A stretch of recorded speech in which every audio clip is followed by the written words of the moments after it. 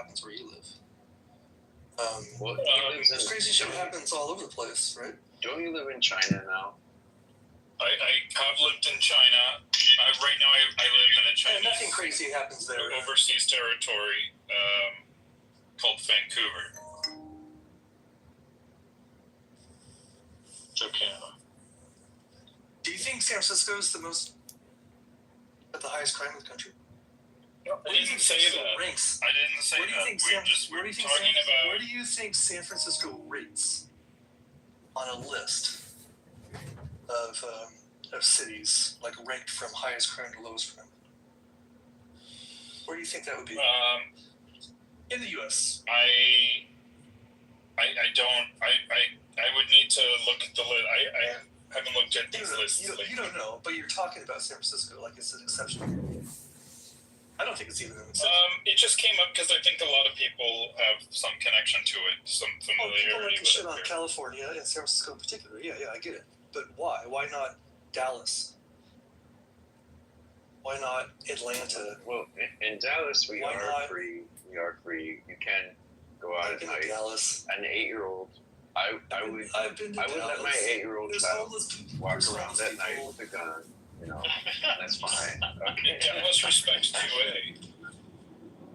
No, but Dallas does have objectively lower property crime than SF. In SF, you have very high trivial. You don't have very high violent crime. In SF, you have a massive amount of property crime, and that translates to a feeling of great insecurity for a large number of residents, because that casual property crime, getting your car busted into, getting things stolen, small things stolen from your car. I would still like to know some hard numbers on where well, I understand. If you look at the numbers, what they will show you is that SF rates high for property crime, but is a safe city. There's not high violent crime in SF. That's what the numbers will show you.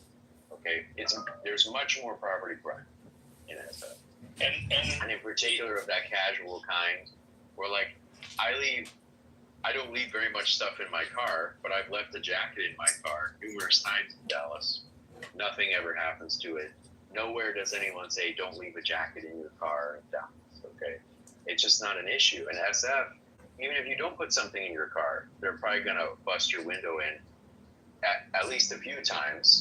The people who were my roommates, they wouldn't even park their car in SF. They parked it in the South Bay because exactly that thing had happened. Well, here's the thing. I have lived in and around San Francisco. In some cases in San Francisco. I've been, like literally for the last 20 years. I've had my car broken into once in Berkeley.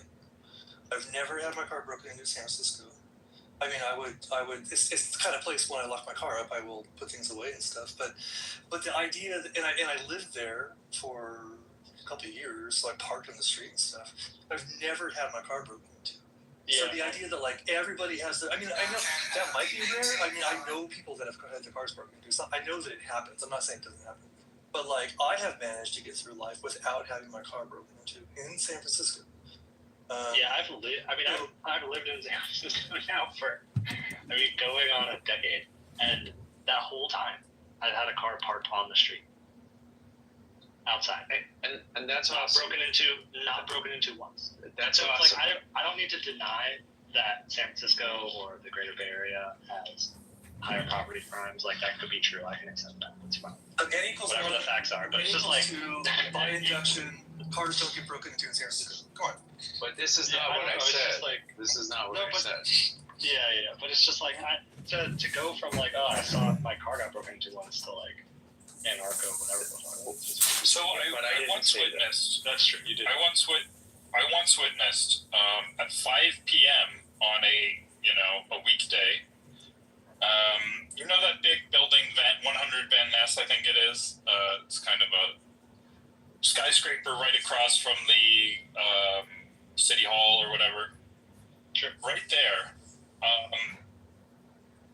I witnessed someone had parked briefly, and a crew of masked criminals breaking in front of a crowd of people just commuting their whatever on the sidewalk, in front of a crowd of law-abiding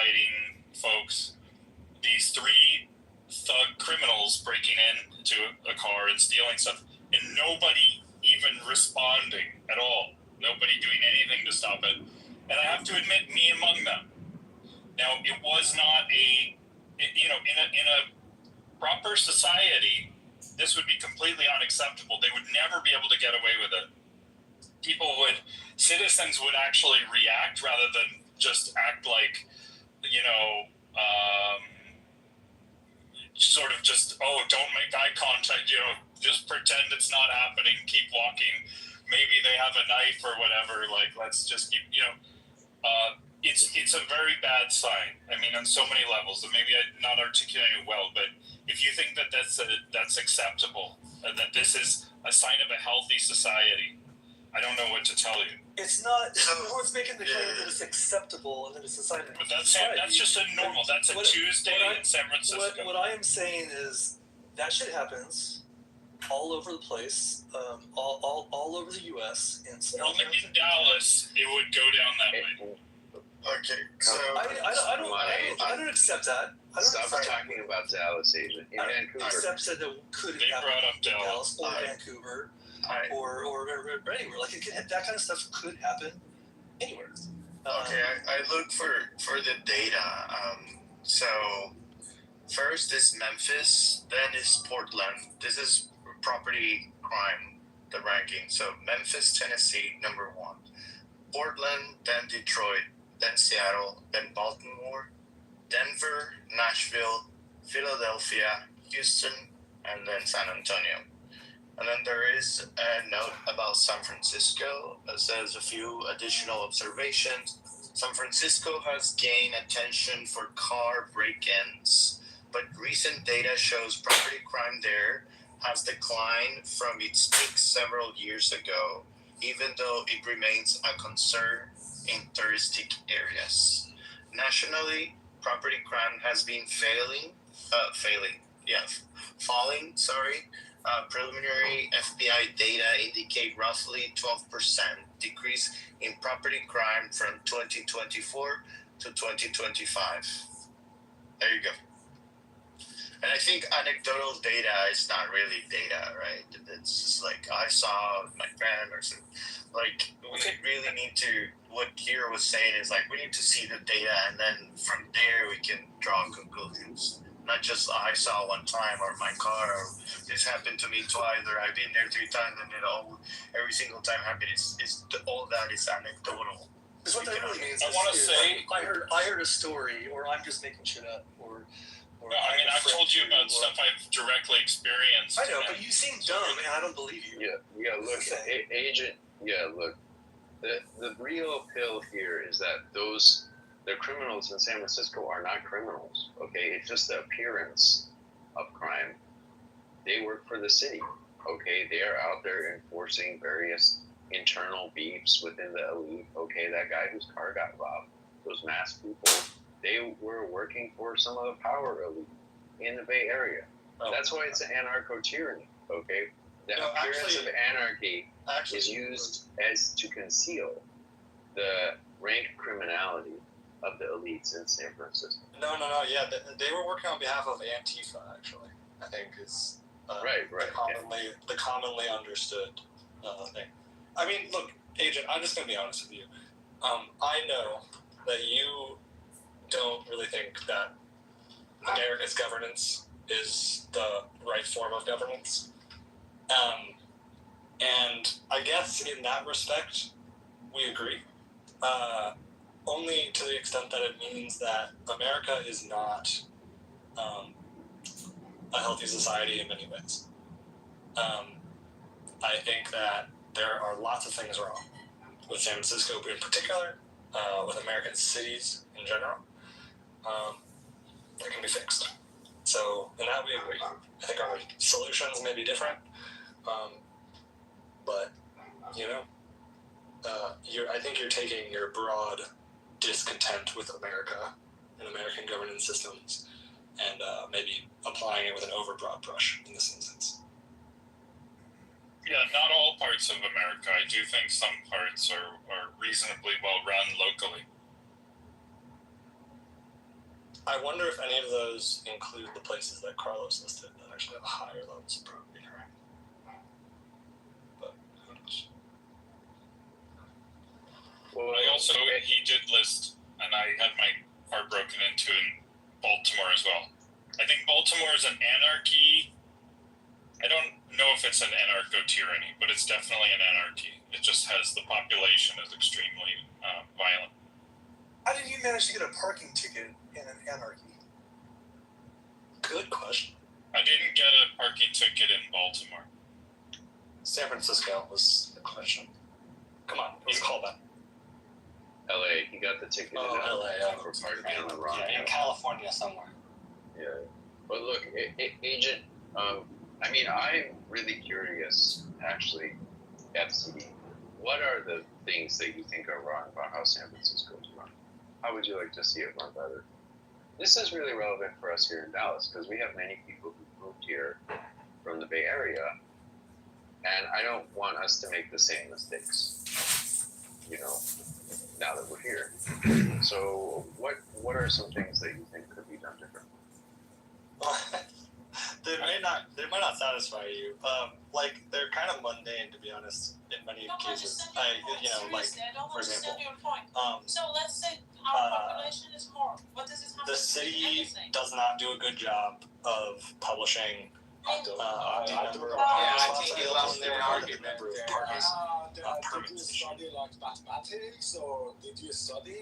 I'm sorry, what does it have to do?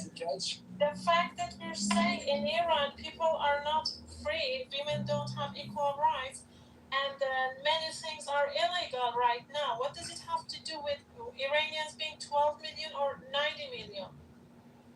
Hi, We're Masa. talking about the Constitution. We're talking about the Constitution. The Masa. rules that we have in Iran are stupid as fuck. Okay, all right. Hello? Thank you. Bye. Masa, I recently saw a video of a marketplace in Iran and all the women, were walking around looking beautiful. And it seemed pretty open and free to me. I'm sure it's not like that everywhere, We but are open. We don't care about Islam. We don't practice Islam. That's why I'm No, saying. there is a confusion here. What you're saying. There's a confusion. Yeah, after Women Life Freedom movement in 2022, that one woman was killed in Iran because of not wearing properly the hijab properly after she was killed by moral police. Many people started protesting for like 6 months. They were in the streets, and many women went to streets and burned their hijab. There are videos of that. They started burning the hijab and they started saying that we don't want mandatory hijab. And after that, they refused to wear it in the streets and anywhere. But Islamic Republic, to silence that voice, they stopped the moral police for a while, which is for now it's a few years. Not everywhere. But and not everywhere, but in like big cities. And No, in Tehran is fine. In Tehran is fine. Yeah. they are Even in Tehran is not is fine. In some areas of the Tehran, if you have you see, but it is not the freedom in every aspect of the I wanted women's to say life. that. The thing is that not even a single part of the rules have changed, and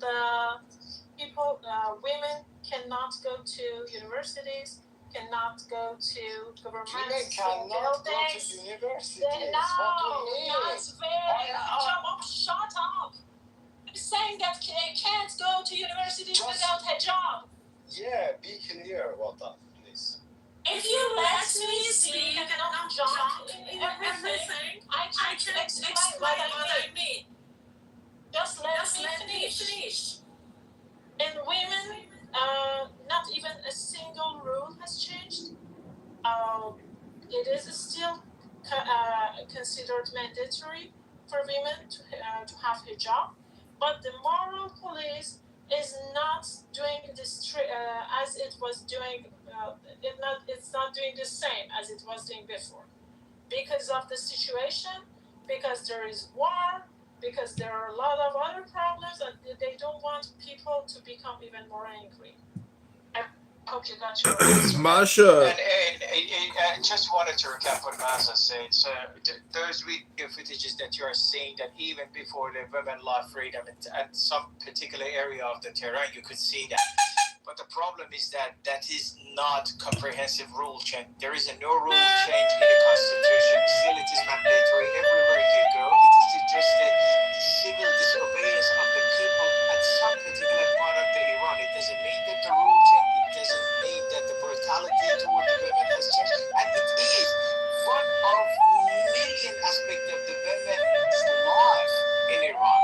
It's not just that. There are lots of other discrimination. It doesn't mean that if some women at some particular part of the Iran, they freely dressed up, which I don't believe so. They're not freely. Maybe they don't have just a headscarf. And at the end of the day, you see that, you say, oh, no, it sounds like European. No, it is not. It is just one aspect from the video you see. You need to go through the details of the day-to-day life of them and see how they are living. What are the rules? What are the divorce rules? Millions of the others. It is not within the time of this clubhouse to explain, but you can search it out. All right, boy. Shut the fuck up. When you hear someone speaking, you shut the fuck up. Disrespectful piece of shit. oh, thank you for such strong moderation. By the way, to add one more thing to add is that now, because of the situation, because of January massacre, and because of the ongoing war, Islamic Republic is trying to show off some they try to fabricate a view of Iran for the other parts of the world, to say that this country is free, people have the freedom, and they're okay with this situation in Iran. So they keep filming the women are in streets and happy, they have a happy life and everything, to show it to the foreigners and tell them people in Iran don't have that kind of problems as you think, which is a lie. Because every day a woman chooses not to wear the hijab in Iran, that is a risk she is taking. She is taking the risk to end up like Mahsa Amini, being thrown into the bus, getting a seizure from being hit so hard into that bus that she dies at the police station. That is a risk that the women take themselves every day, and that is brave. Well, moderators, this is... The law did not change ever. They did not change the law on hijab. Don't be fooled. Moderators, in America, we believe that the absolute rule of the state shall be a function of the absolute liberty of each individual will.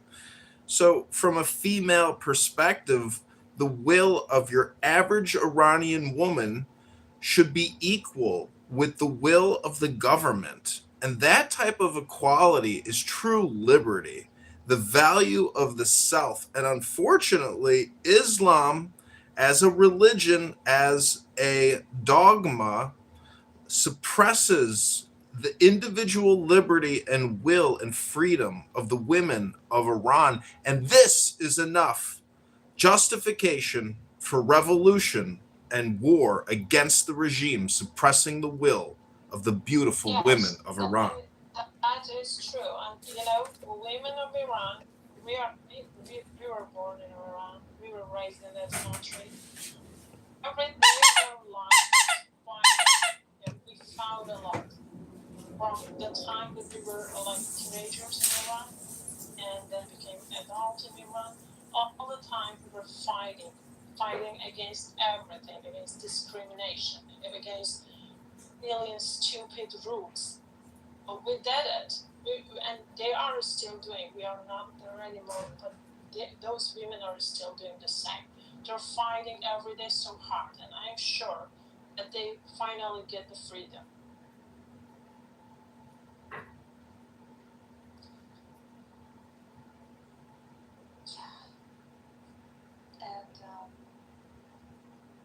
And I think it's just funny that some people, I don't know, doctors in Iranian, who do you support politically, doctor?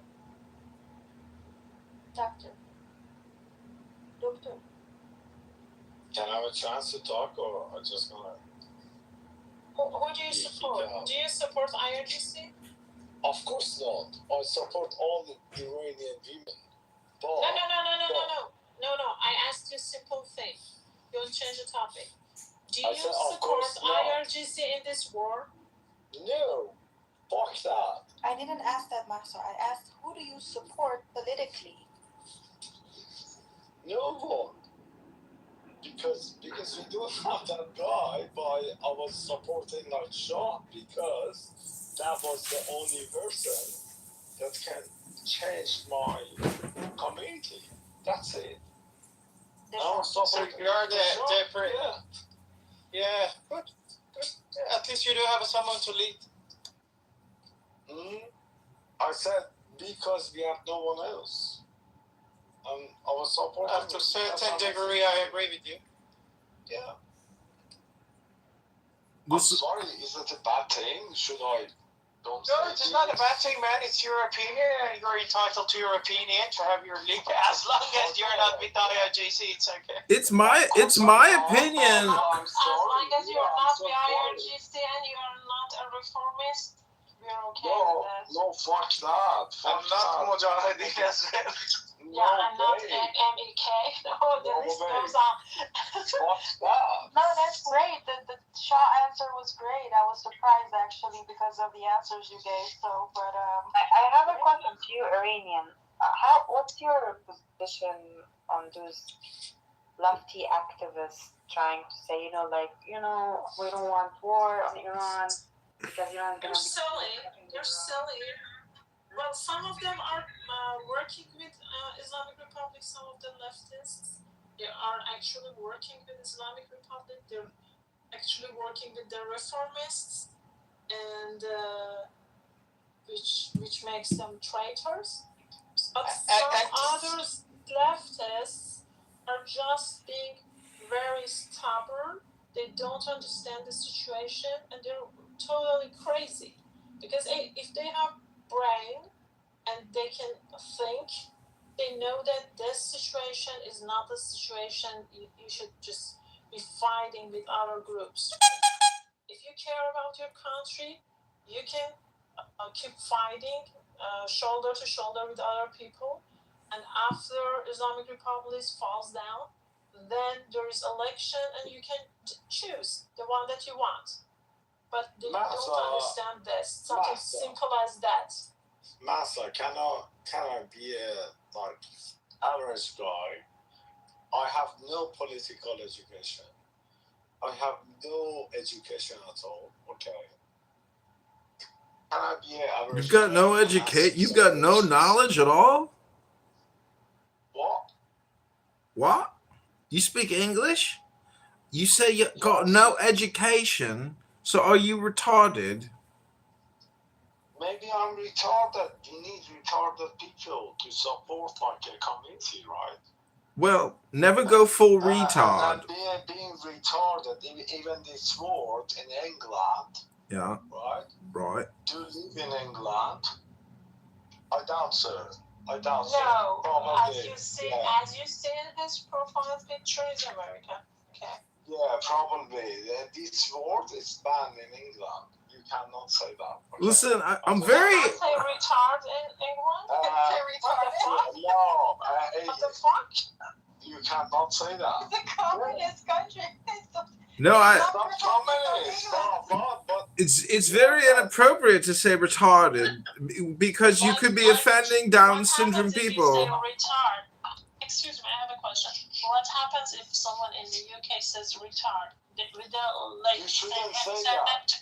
You shouldn't say that. No, retard is different from retarded. Retard means like a substance is no longer in its original form. And retarded means like someone with Down syndrome has a learning disability. Yeah? The English, they know what retard means, right? Right. They know what the retard means. They created that. Okay? Correct. In this country, okay, you have certain rules. It's not like we pay for people, we have like bad ass niggas, we're gonna fuck that shit, blah, blah, blah. You have certain rules to this country even speak, okay? Correct. If you speak, if you speak in Doctor, public, sorry, what you could say was that retard is considered offensive Right. in the UK, and for with that we would agree with that on the we would agree with you on no, that. Yes, I'm it is fucking offensive, to his but language. when you say it is against their rules, it means that if someone says that word, they will end up in jail or they would be fined or something like that. That's offensive.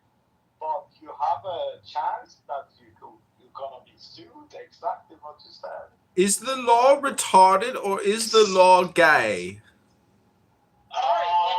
Gay is fine. Gay is fine. It depends on situation. You need to end up to court. Is a faggot a useless bundle of sticks? Is if you're a faggot, is that a useless bundle of sticks, or is a faggot an LGBTQIA plus? No, you're a faggot. No, you're a faggot. No, you sound gay as shit. Hey, Dr. Ali, what's your cause of action when you go to court? Not my cause of action. It's not my concern to go to the court. I'm running a business of like billions of. He's making an affirmative defense. I'm still And confused. I have a You said that PhD in same. AI. My concern is not about like. You just said you go to the court. I asked you what Wait, your but cause listen of to action this. was. Wait, but listen to this, you bitch ass nigga. For a second, hold on, bitch ass nigga. For a Oh second. my God! Moderators, please! He's saying the N-word. He's saying the N-word. Censor him. Censor him. Stop, go. Who's saying? I was asking him. No, bad word. Bad word. Don't say that word. What word? Not What in word? here, What word? babe. Not in here. No, actually, I didn't. Not cool. I didn't understand. What word You are you said scared that of I now? could move to audience if someone is trying to. No, don't be scared. Don't be scared of that word. No, Don't be scared of the word. You should speak free in No America. fear, just not cool. Yeah, because we don't want to be racist here. We don't. No, it's not racist. I didn't not say cool. ER. It's I not said, cool, I said sweetie. ED. I said It's not cool. Not You cool. understand America or what? Yeah, understand America. It's not cool. So you have So, to understand Dr. America. Ali, you said that you go to the court in England. So I'm asking you, what's your cause of action when you go to the court, Dr. Ali?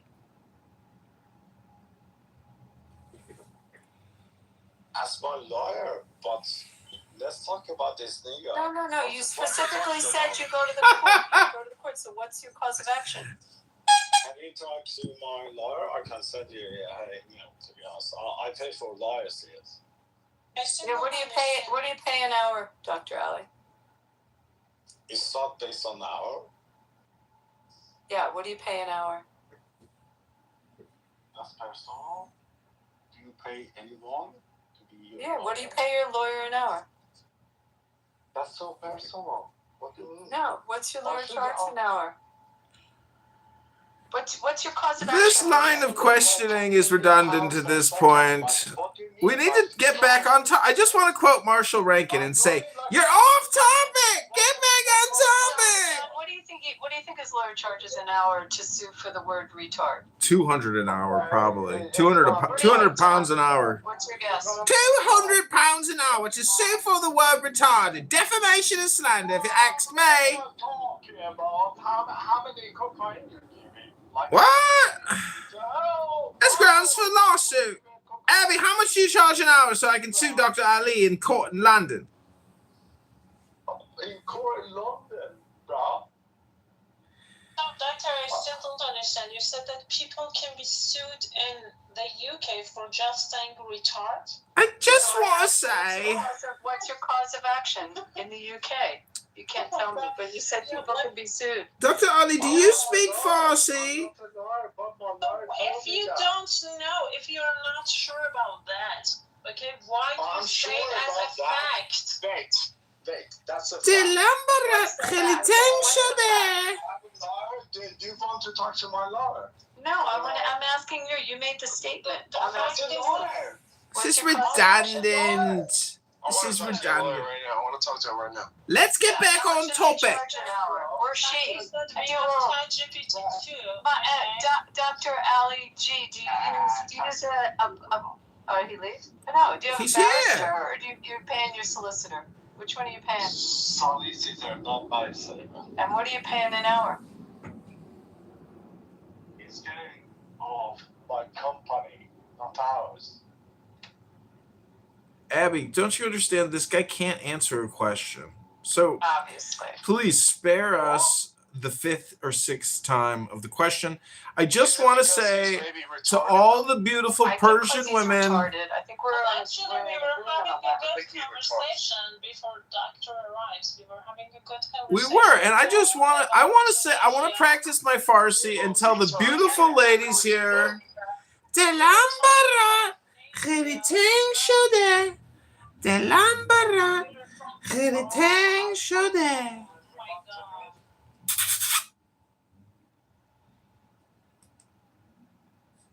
Listen, you're going in a 3-minute timeout every time you interrupt anyone. I'm trying to help you, Glow. I was telling him to shut up. I just want to say دلم برات خیلی تنگ شده. Talking about Tunisia and how they have progressed since they started not using Sharia law.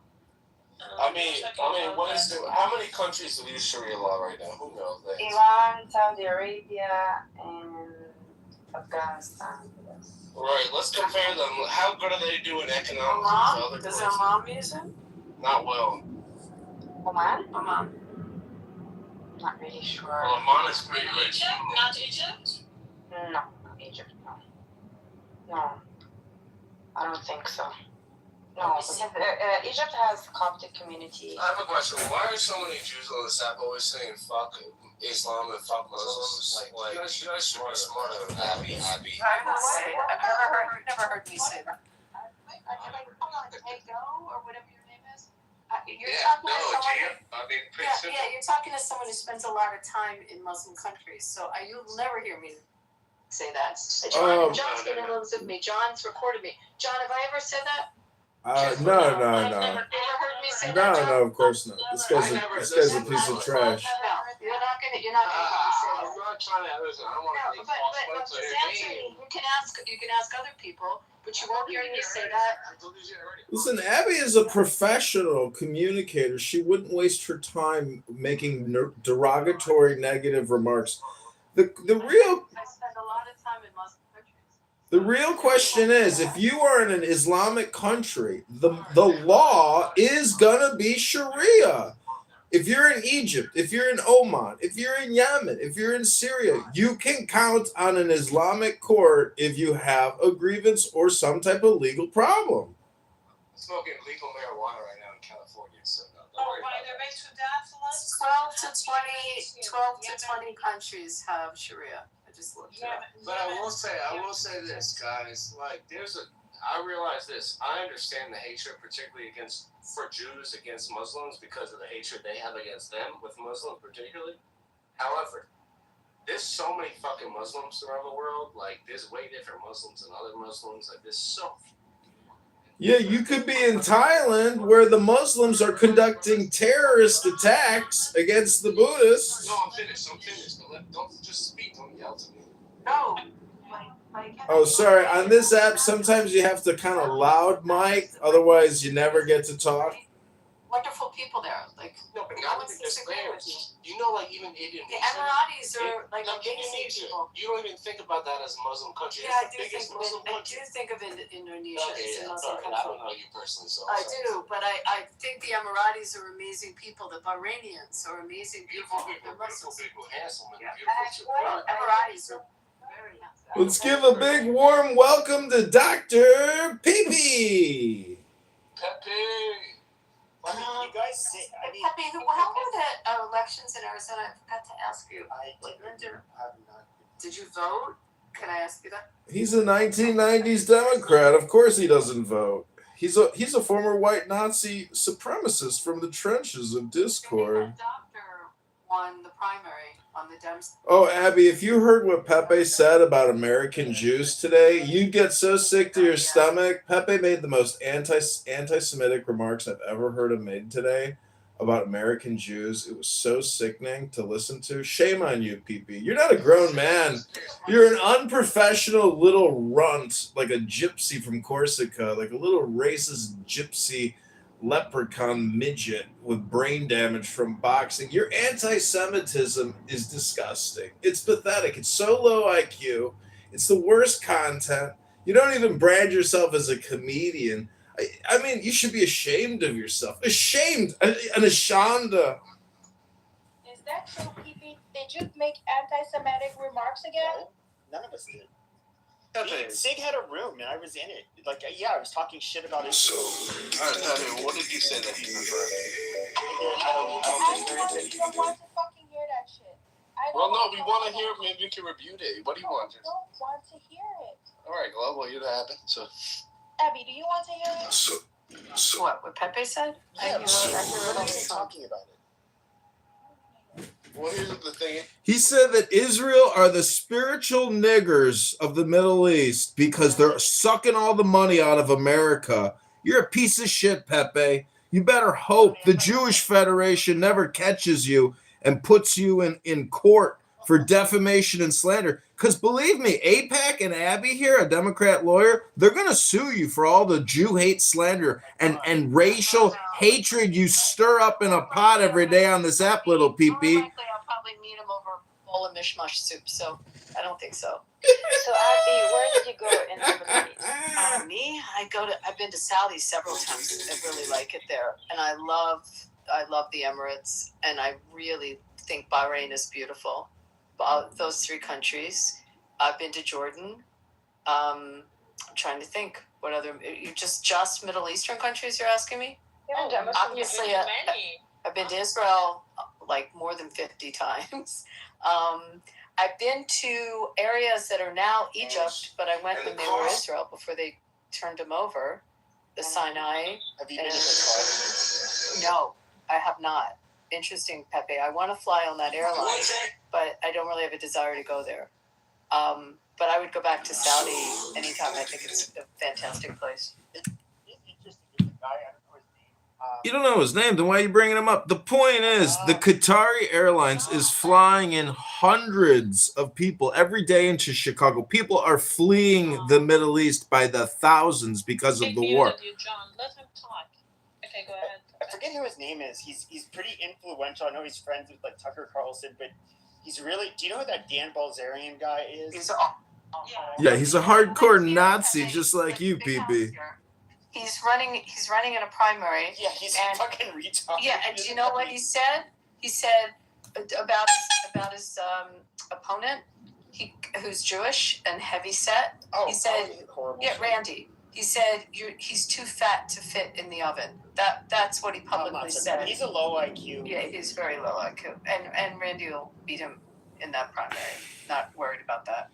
But so there's this fuck. I'm trying to think who it is from Qatar. He's like friends with them, and he kind of there's like obviously a lot of influence. I think even that guy Sneeko, he's like a young. I've never watched any of his shit. He's just a young shit, but he converted to Islam. He's an American, very popular influencer. But that Dan Balzerian guy, I guess like that Qatari, he would fly him out on private jet out to Qatar, and I think he lost a lot. He's getting sued by a number of people. His family had money, and I think he went through a lot of it. And he's got a lot of litigation against him, but I think he lost millions. I think his dad wasn't his dad like a scam artist? I don't know the No. whole story, but I know he had like a very ugly big house here. I don't know if it finally sold or not. He had like a vape company or something, and and all these. He was like the most like hedonistic nepo baby that he didn't accomplish anything in his life. Despite every opportunity he had, he became an Instagram celebrity, and he was, he admits that like, oh yeah, he just like fornicated with all of these women and partied, and I just find. Did you ever see his Instagram? Have you seen it? It's full of women. I've seen the pictures of it that people will post. I've never checked it out, but I just find what I find really funny is that you get these people that just all of a sudden it's a grift. They found God. You know, some I don't know whether it's midlife or in their 20s, and and so they take on this very religious. I don't know. You have this religious transformation. They show you like how they used to behave, but I just always find that ironic because being raised Catholic, going to Catholic school, all that. So I know people who've been religious their whole fucking lives. They don't say the shit that he says, or they don't. I can't help but think Pepe, why don't you just cite something specific from his X account? Because I've looked at it extensively. I've commented extensively. He knows who I am because I personally, verbally insult him. He is one of the dumbest human beings, and the shit he writes is so stupid and offensive and racist and bigoted, xenophobic, evil, pathetic. Listen, I'm just saying, if you aren't academic, if you just come on here and do your little pee-pee dance show every day and do your anti-Semitic, stirring a pot of hate, there's a lot bigger problems than 12 million Israelis. There's 2.5 billion Hindus and Chinese Taoists and Buddhists and atheists to contend with. And all you do when you sit here and you talk about J words is focus on a very minority group of people. It's a tiny group. It's a group. It's the smallest group. It's as big as you. It's not barely even there. It's like just like you. That's why you attack it so much, because it's barely even there. And the criticism it gets is so hypocritical and stupid. And all these anti-Semitic racists, they've never even read a Jewish philosophy book. Goddamn!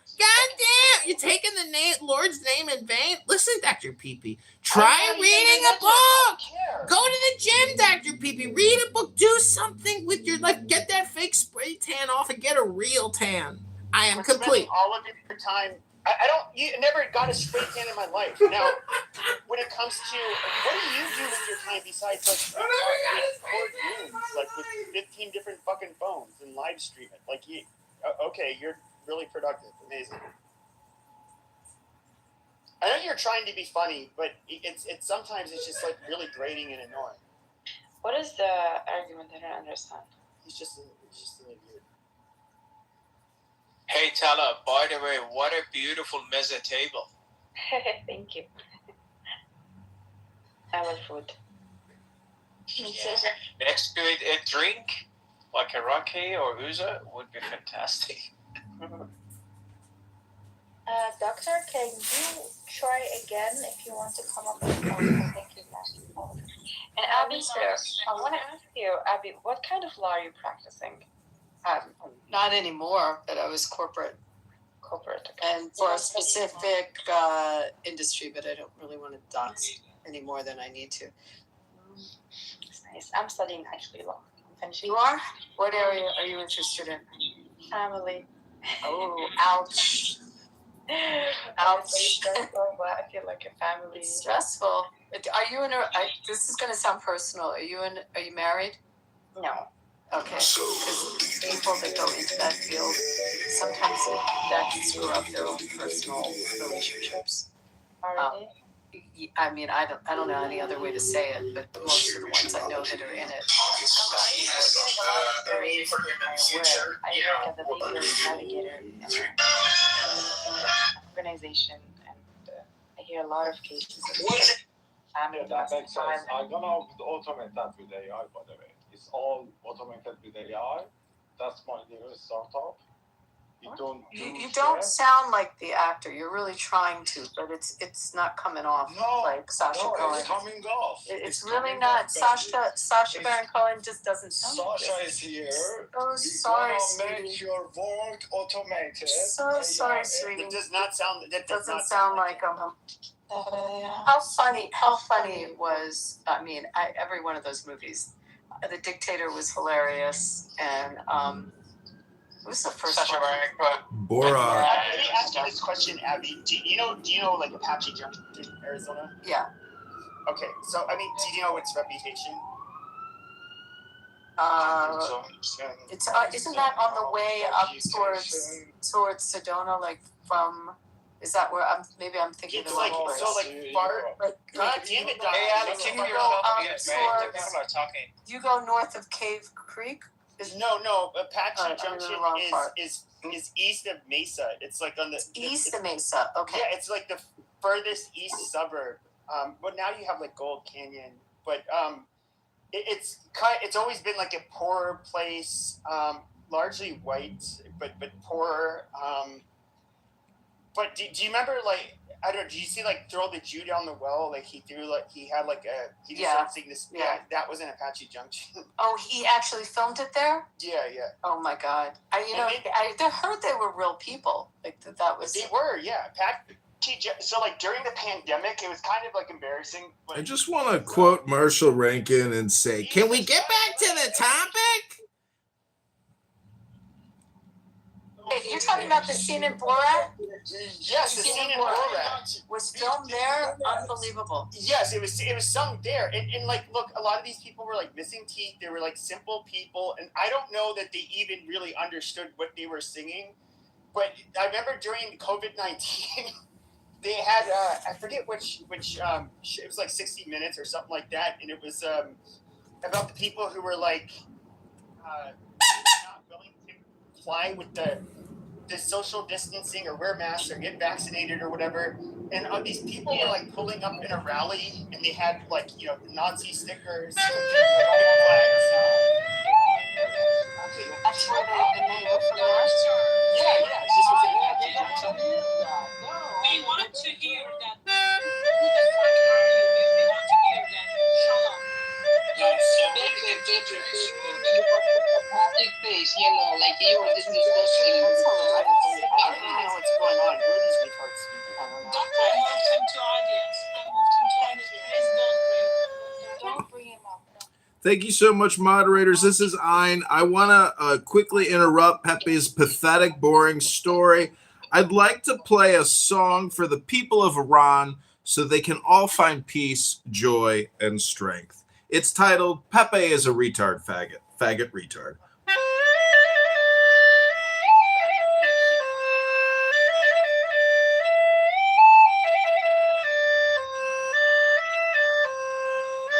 Pepe is a faggot retard. That was kind of funny how he just sang. He had to put his mouth off of the horn. You are the son of Spain. It's this guy. Actually, it'd be kind of funny to listen to the rest of it.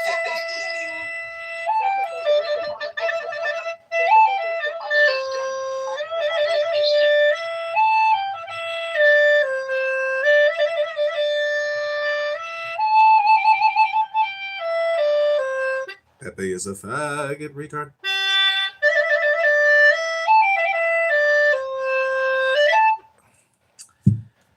Ribono Shel Olam, I hope the CIA is able to liberate the people of Iran, completely destroy the enemy, the regime, and turn them into a magnificent casino and resort complex with beautiful Iranian women in fantastic lingerie and bathing suits so Abby can charge $1,800 an hour to the Shah of Iran to look over the contracts to open up a new Steve Wynn facility in the heart of Tehran and Esfahan.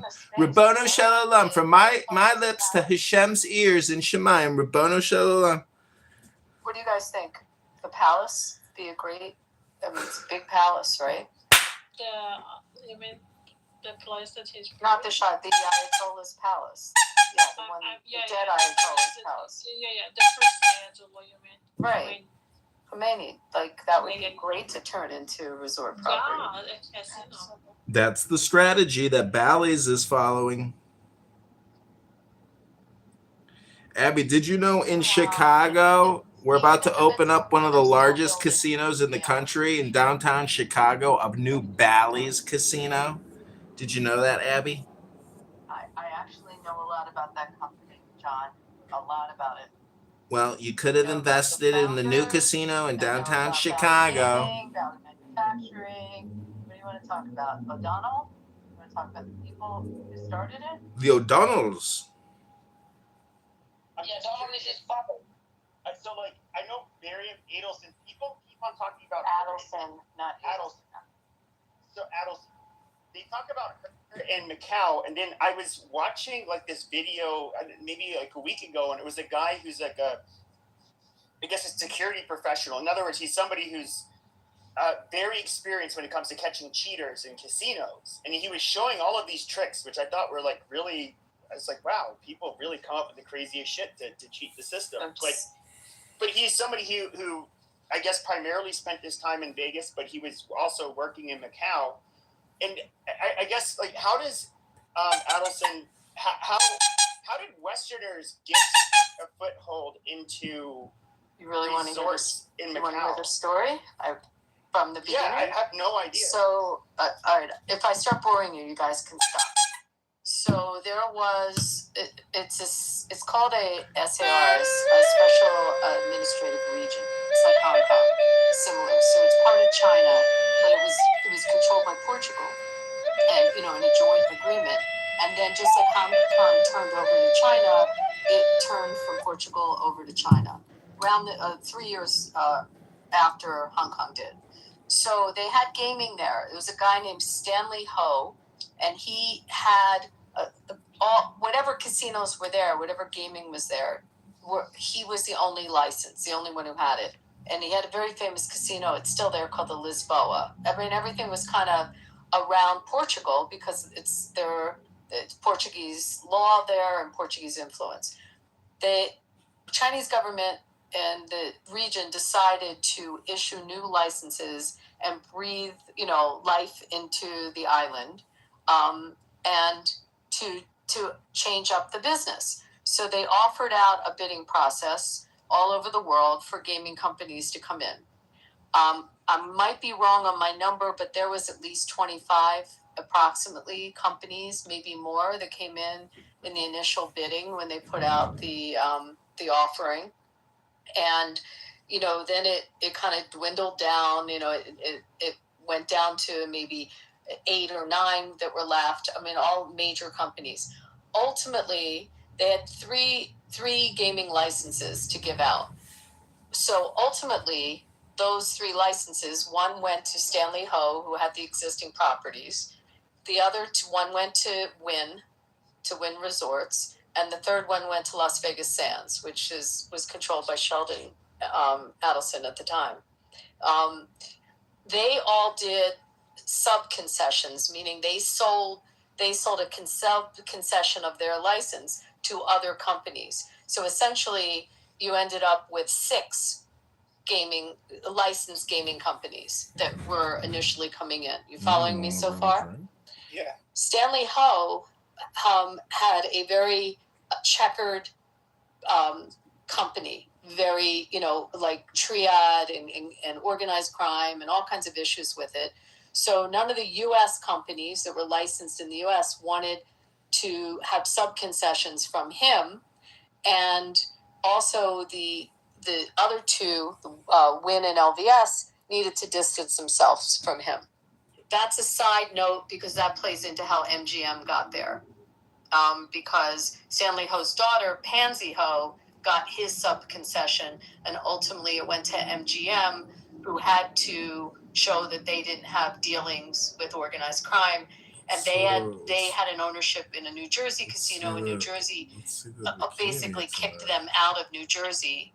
And you know how big MGM is, because at the time, because they were in dealings with Pansy Ho. You following me so far? So there was that was kind of laying out what was about to happen.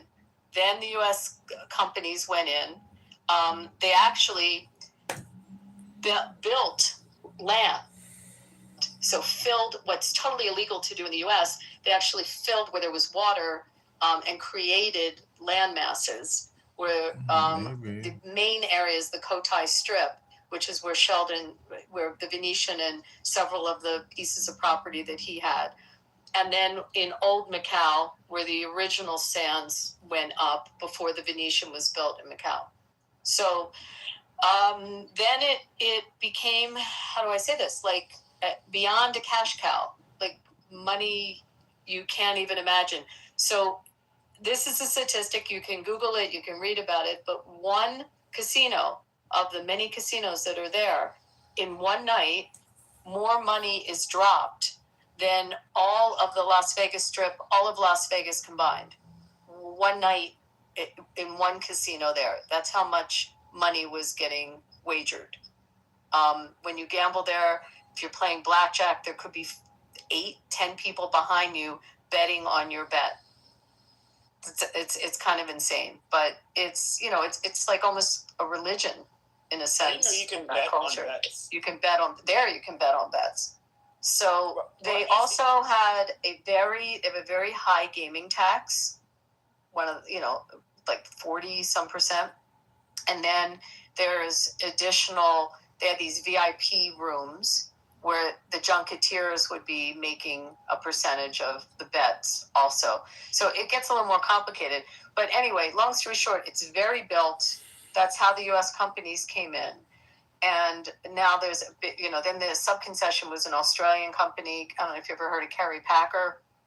And anyway, Crown.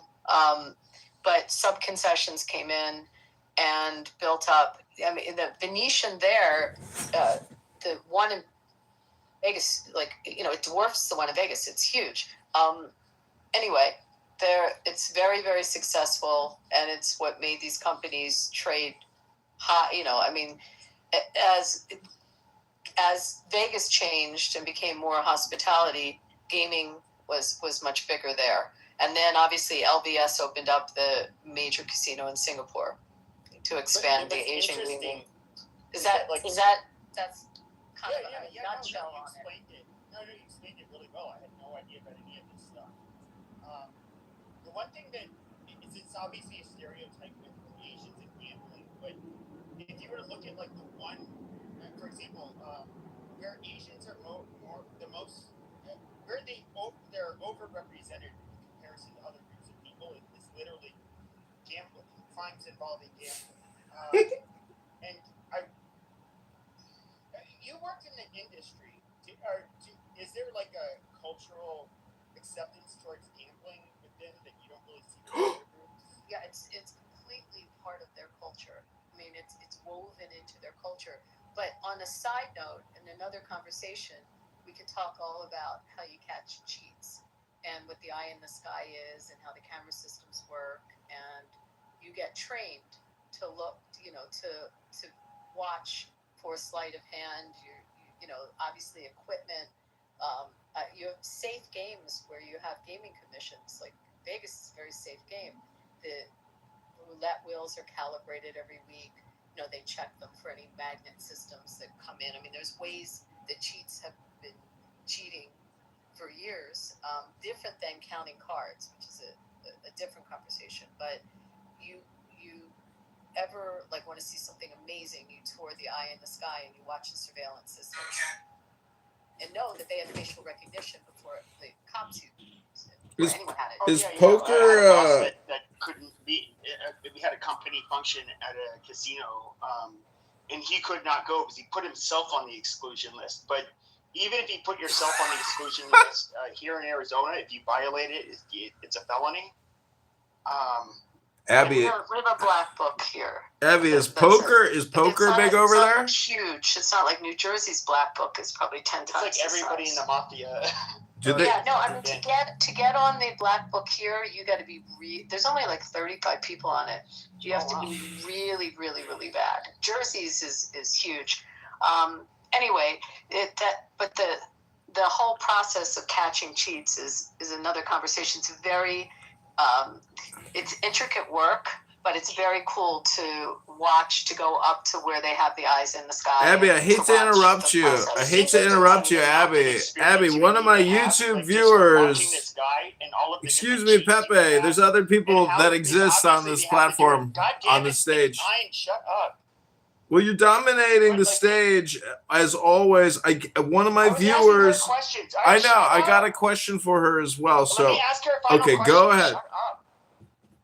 But the way you say "shut up" is like kind of gay. It's very, very controlled. The gaming board and the gaming commission is extremely strict. Everything is monitored. Everything is controlled. I mean, and when you have a license, I mean, I've gone through licensing. Every check you've ever written, all your money transaction, going back, for us, it went all the way back to college. They reviewed every transaction, and anything that has a scent of a connection to organized crime or any illegal, anything, any financial crime. No, You can't get a license. You can't do business. This is one of my questions. I got a new question for you, Abby. I gotta get in the queue here. Moderators, I'm just gonna keep talking. Shut up, John. One of my YouTube viewers wants to know, Abby, did you know Sam Rothstein? Ace Rothstein. But okay, so this guy was obviously they brought him on because he's I'm guessing like a very well respected and experienced security guy that can catch the cheating, but it seems like the methods are so subtle and so advanced that the learning curve to be able to detect who's cheating would be like that must be a really hard job to be able to catch these. You can take. It's funny that you say that because we toured. It was about a year and a half ago. We toured the Eye in the Sky at one of the properties because we were looking at one of the systems that they use for other security needs for something unrelated. And they were saying that it's like it was like a month that you could take this class. It was a month long.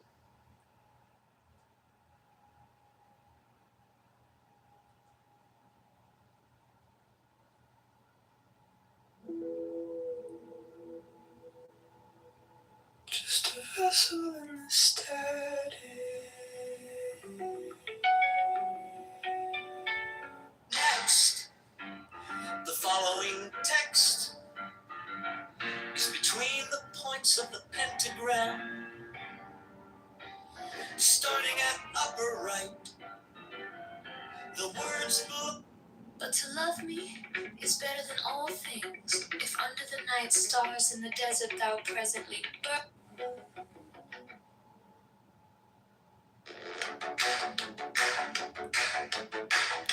Watermelon rainbows. Watermelon rainbow. Watermelon rainbow. Watermelon rainbow.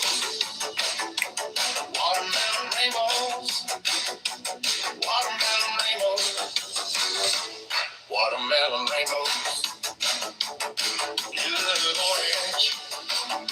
Hey, hey, hey. Little orange. Hey, hey. Little orange. Hey, hey. Little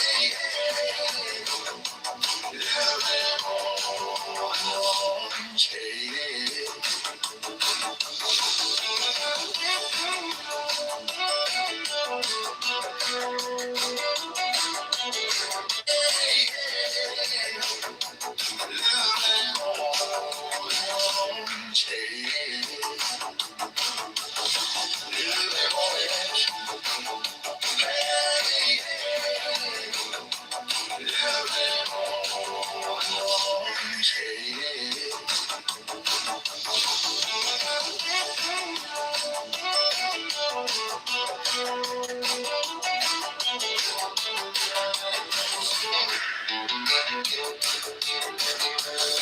Catching neon futures.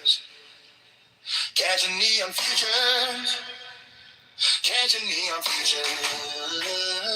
Catching neon futures. Living in orange. Hey, hey. Orange, hey. He kneel adore, rises, turns, shows the cup to the people, turns, replaces the cup, and adores music. For this is the covenant of resurrection. He makes the 5 crosses on the priestess. Accept, O Lord, this sacrifice of life and joy, true warrants of the covenant of resurrection.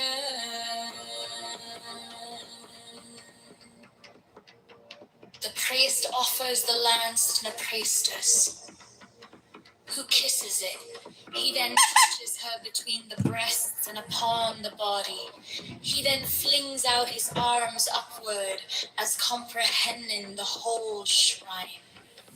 Let this offering be borne upon the waves of aether to our Lord, and Father the Son that travelleth over the heavens in his name on. He closes his hands, kisses the priestess between the breasts, and makes 3 great crosses over the paten, the cup, and himself. He strikes his breast. All repeat this action. Hear ye all, saints of the true church of old time, now essentially present, that of ye we claim heirship, with ye we claim communion, from ye we claim benediction in the name of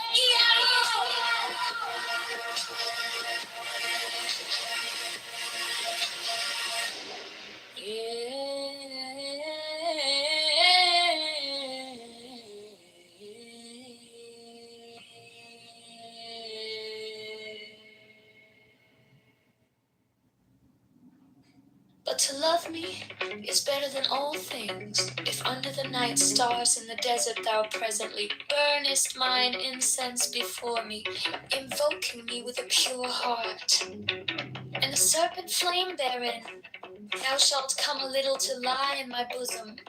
For one kiss wilt thou then be willing to give all. But whoso gives one particle of dust shall lose all in that hour. Ye shall gather goods and store of women and spices.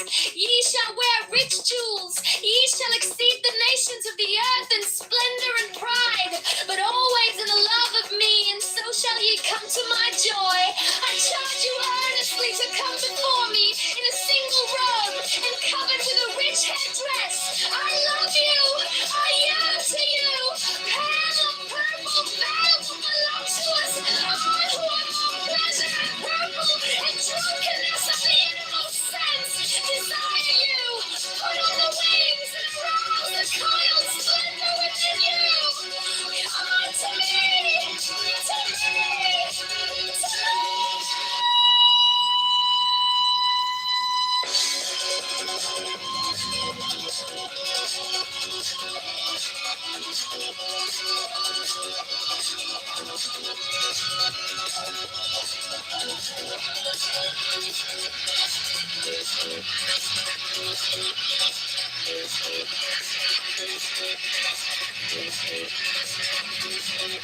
Sing the rocky's love song unto me.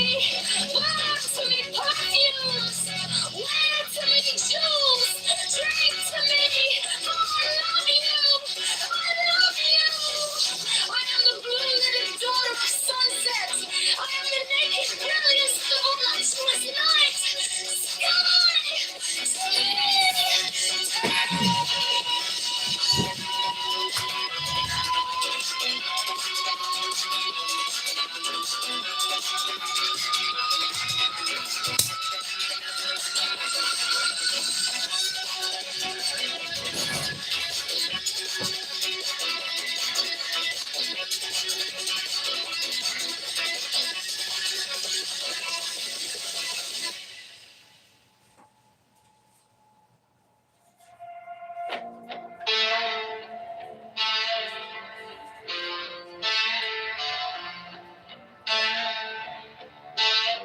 You said elections coming Tuesday. By Thursday, signs are on. See the posters on my corner. Name in red and white and strong. Phone lights up with all the headlines. Futures calling, streets undone. Every ward and every station, every vote, it starts with one. John Kitover, Chicago rising. For the Chicago man, vote for Chicago. Make it count. Time to stand up. John Kitover. Shaking it up. Tax reform for every block inside. Liberate and lift us up.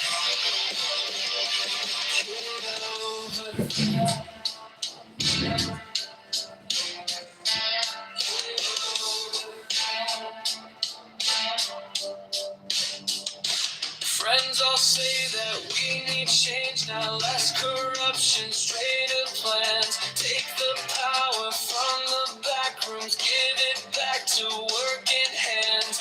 Every train in every schoolyard, every small shop on the block needs a leader for the city who.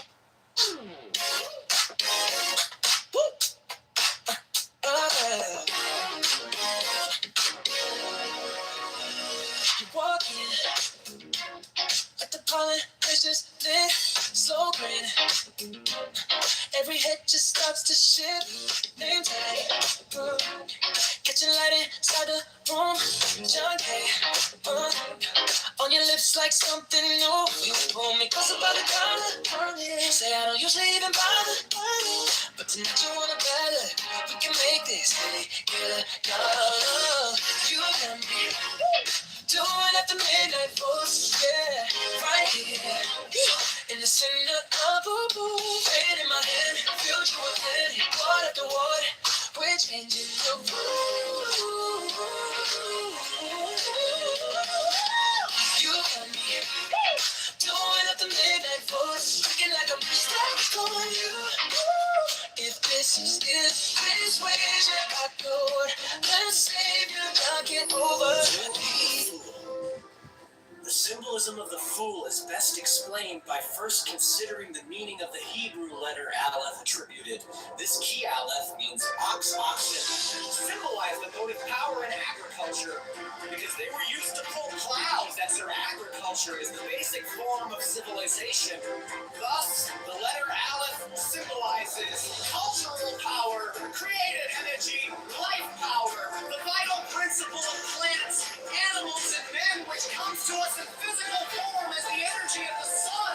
This principle is also called life. Breath. It is the Greek pneuma, the Sanskrit prana, the Hebrew ruach, the Latin spiritus. Literally, these words mean breath. Secondarily, they refer to the spirit or all-pervading life, energy.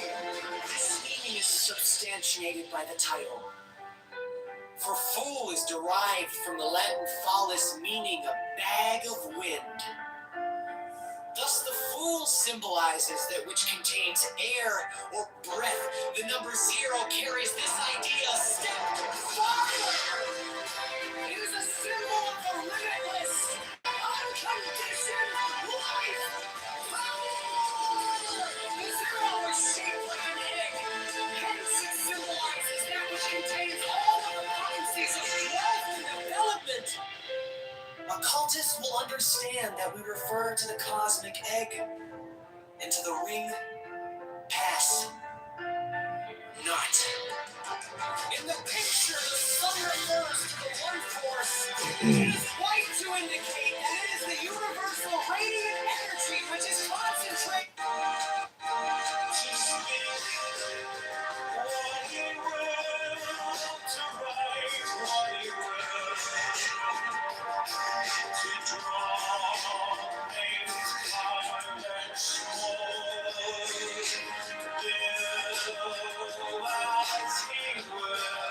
Radiated from all of the suns in the universe. The mountains represent the abstract mathematical conceptions which are behind all knowledge of nature as such. They are cold and uninteresting to many, but the melting of the snow upon the peaks feeds the streams that make fertile the valleys below. So will the principles of ageless wisdom feed your consciousness and make fertile your mental imagery, thus transforming your life. The fool is eternal youth. He shows that the life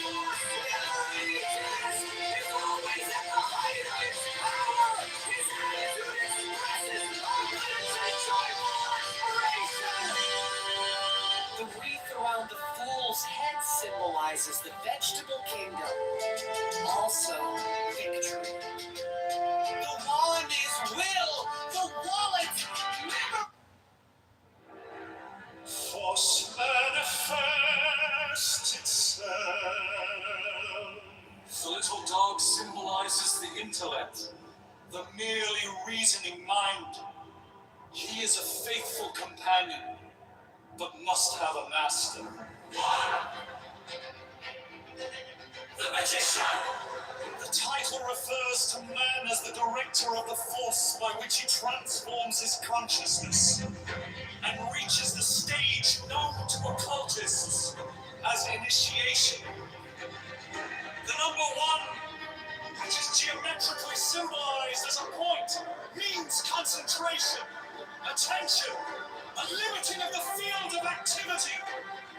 This refers to the practice which is absolutely indispensable to all aspirants for truth.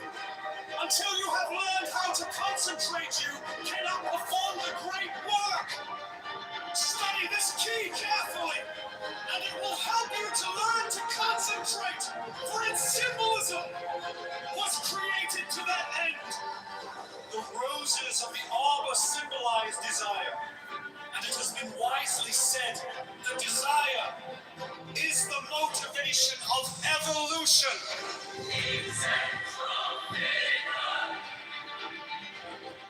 By his posture, clearly indicates that he draws power from above. This is a central point of occult doctrine, because you cannot even begin to use the subtler forces of nature until you realize that you do nothing of yourself, but simply act as a channel through which the life force expresses itself.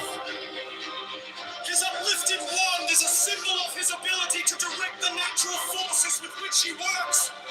Also of the Hermetic axiom, that which is above is as that which is below. The horizontal H represents dominion, strength, and control, and is also the mathematical sign of infinity. The magician's left hand points to the ground in a gesture of concentration.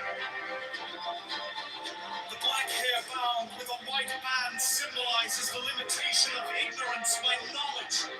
The red rose is action and desire. The white undergarment, symbolizing wisdom, is encircled with the serpent of eternity. The table is the field of attention, which is the workbench of the magician. The implements are the wand, cup, sword, and tentacle. They represent fire, water, air, and earth. Also will, imagination, action, and physical embodiment. The garden is a subconscious mind which is cultivated by the acts of attention of the self-conscious mind. From this garden spring all of the powers of subconsciousness. Lilies, because they are white and six-petaled, represent the abstract perception of truth, as well as the cosmic laws and principles by which the universe is sustained.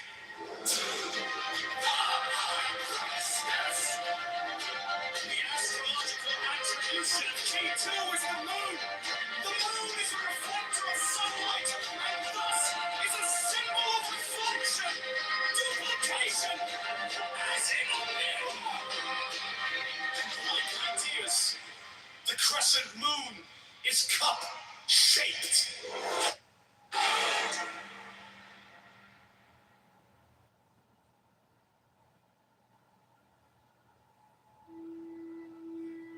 This garden has a close connection with the faculty of reason. When we consider reason as insight or mental vision, physical sight is also meant here, and the orange background is symbolic of the sun, source of the light by means of which we are able to see.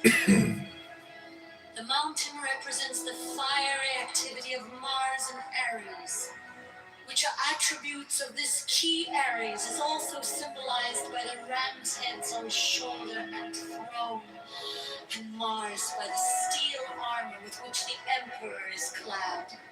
The 12 points that ornament the helmet are also astrological. The globe is a conventional symbol of dominion. This globe and cross, like the circle and toe of the scepter, symbolize the masculine and feminine potencies of the radiant mental energy, or life force. The purple flops over his armor hint at his rulership, since purple is the color of royalty. This cardin has a close connection with the faculty of reason.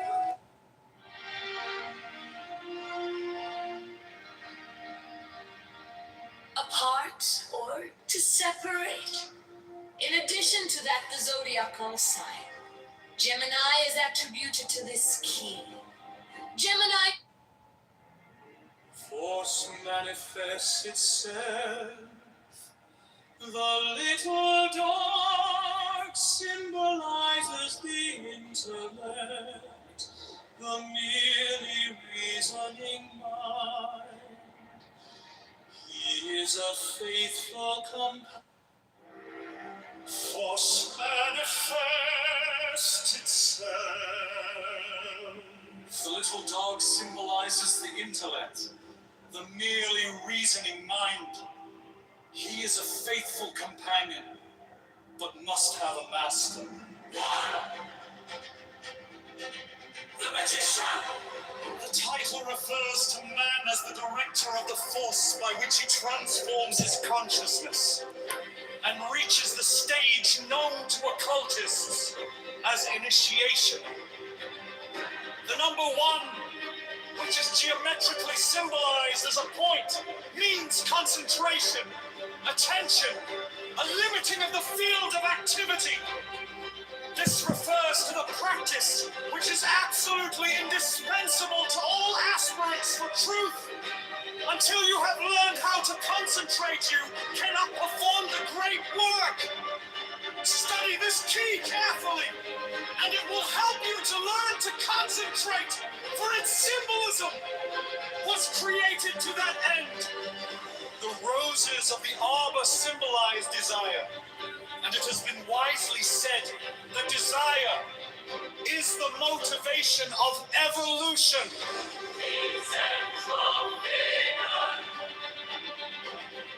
By his posture, clearly indicates that he draws power from above. This is a central point of occult doctrine, because you cannot even begin to use the subtler forces of nature until you realize that you do nothing of yourself, but simply act as a channel through which the life force expresses itself. His uplifted wand is a symbol of his ability to direct the natural forces with which he works. Also of the Hermetic axiom, that which is above is as that which is below. The horizontal 8 represents dominion, strength, and control, and is also the mathematics. The little dog symbolizes the intellect, the merely reasoning mind. He is a faithful companion,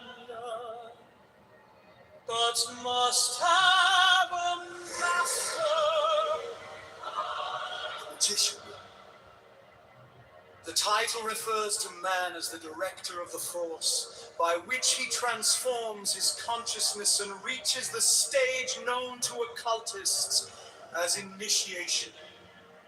The number 1, which is geometrically symbolized as a point, means concentration, attention, a limiting of the field of activity. This refers to the practice, which is absolutely indispensable to all aspirants for truth. Until you have learned how to concentrate, you cannot perform the great work. Study this key carefully, and it will help you to learn to concentrate, for its symbolism was created to that end.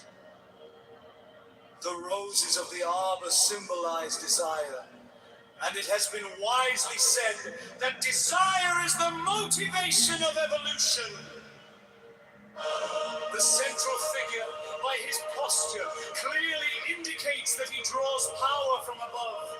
This is a central point of occulted doctrine, because you cannot even begin to use the subtler forces of nature until you realize that you do nothing of yourself, but simply act as a channel through which the life force expresses itself. His uplifted wand is a symbol of his ability to direct the natural forces with which he works.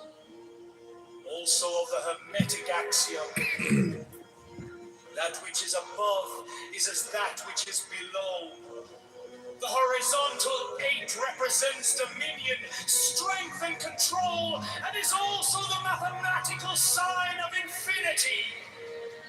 The magician's left hand points to the ground in the gesture of concentration. The black hair bound with a white band symbolizes the limitation of ignorance by knowledge.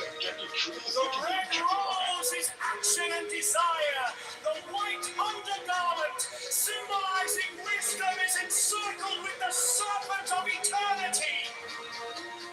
The table is the field of attention, which is the workbench of the magician. The implants are the wand, cup, sword, and pentacle. They represent fire, water, air, and earth.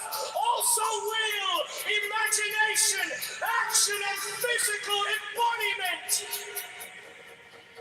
The garden is the subconscious mind, which is cultivated by the acts of attention of the self-conscious mind.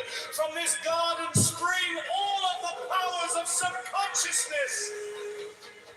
Lilies, because they are white and six-petaled, represent the abstract perception of truth, as well as the cosmic laws and principles by which the universe is sustained. To the high Priestess. The astrological attribution of Key 2 is the moon.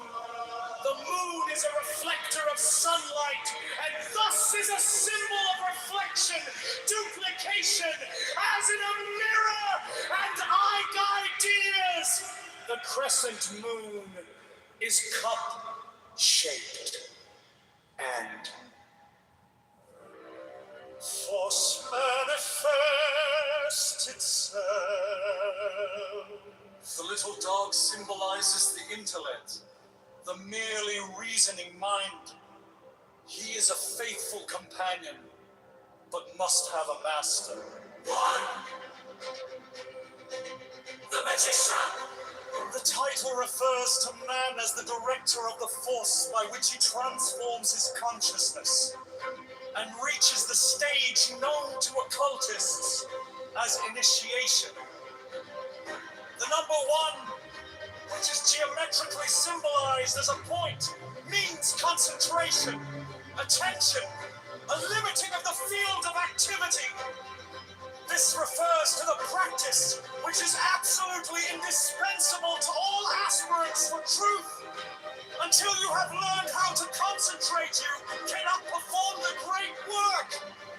Study this key carefully, and it will help you to learn to concentrate, for its symbolism was created to that end.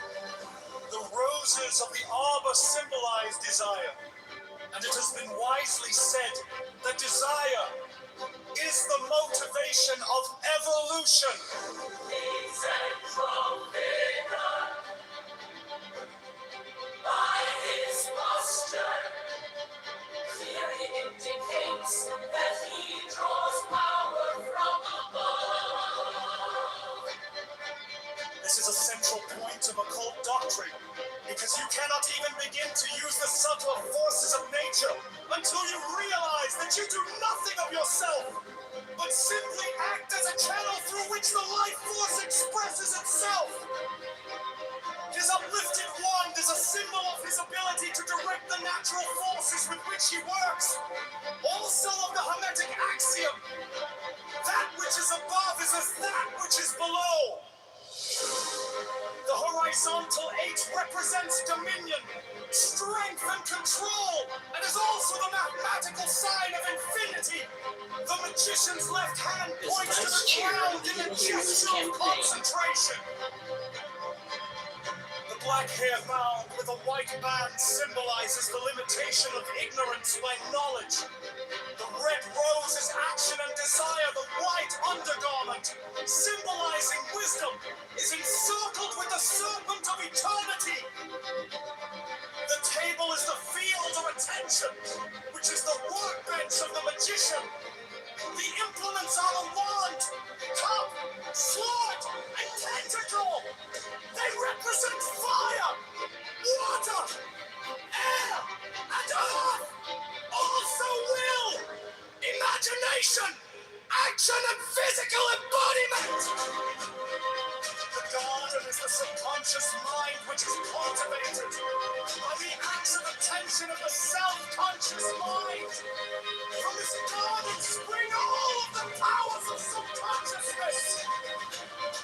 Lilies, because they are white and six-petaled, represent the abstract perception of truth, as well as the cosmic laws and principles by which the universe is sustained.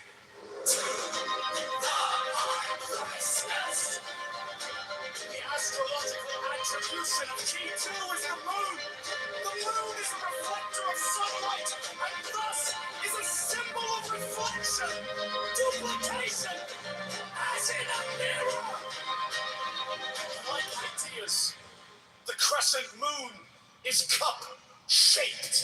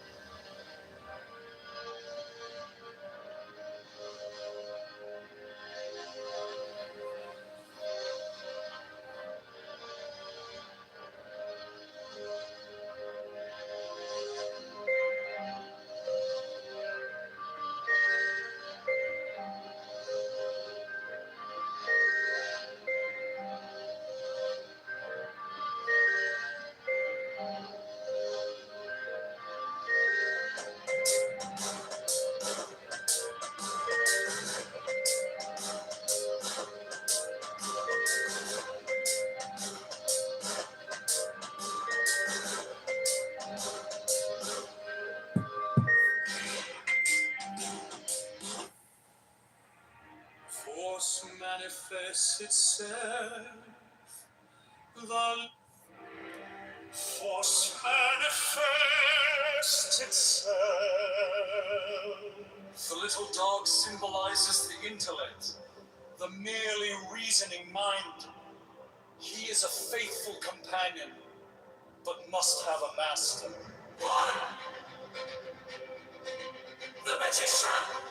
The title refers to man as the director of the force by which he transforms his consciousness and reaches the stage known to occultists as initiation. The number 1, which is geometrically symbolized as a point, means concentration, attention, a limiting of the field of activity. This refers to the practice which is absolutely indispensable to all aspirants for truth. Until you have learned how to concentrate, you cannot perform the great work. Study this key carefully, and it will help you to learn to concentrate, for its symbolism was created to that end. The roses of the arbor symbolize desire. And it has been wisely said that desire is the motivation of evolution.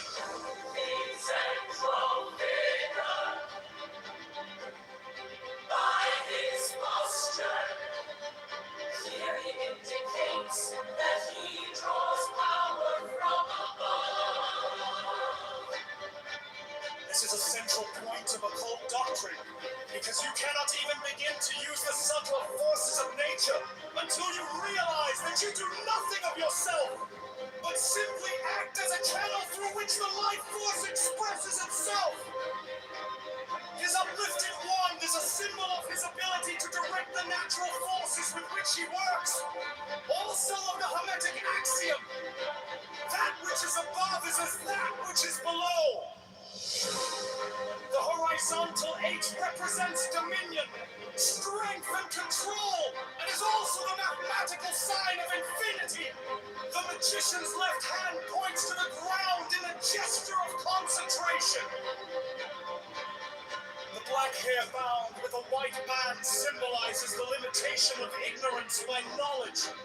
The red rose is action and desire. The white undergarment, symbolizing wisdom, is encircled with the serpent of eternity. The table is the field of attention, which is the workbench of the magician. The implements are a wand, cup, sword, and tentacle. They represent fire, water, air, and earth.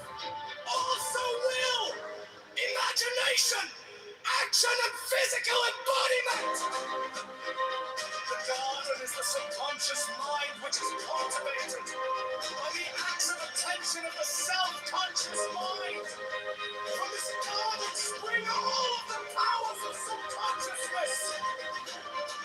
Lilies, because they are white and six-petaled, represent the abstract perception of truth, as well as the cosmic laws and principles by which the universe is sustained.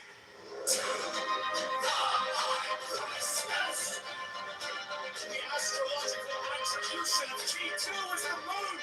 The moon is a reflector of sunlight, and thus is a symbol of reflection, duplication, as in a mirror. Like ideas, the crescent moon is cup-shaped.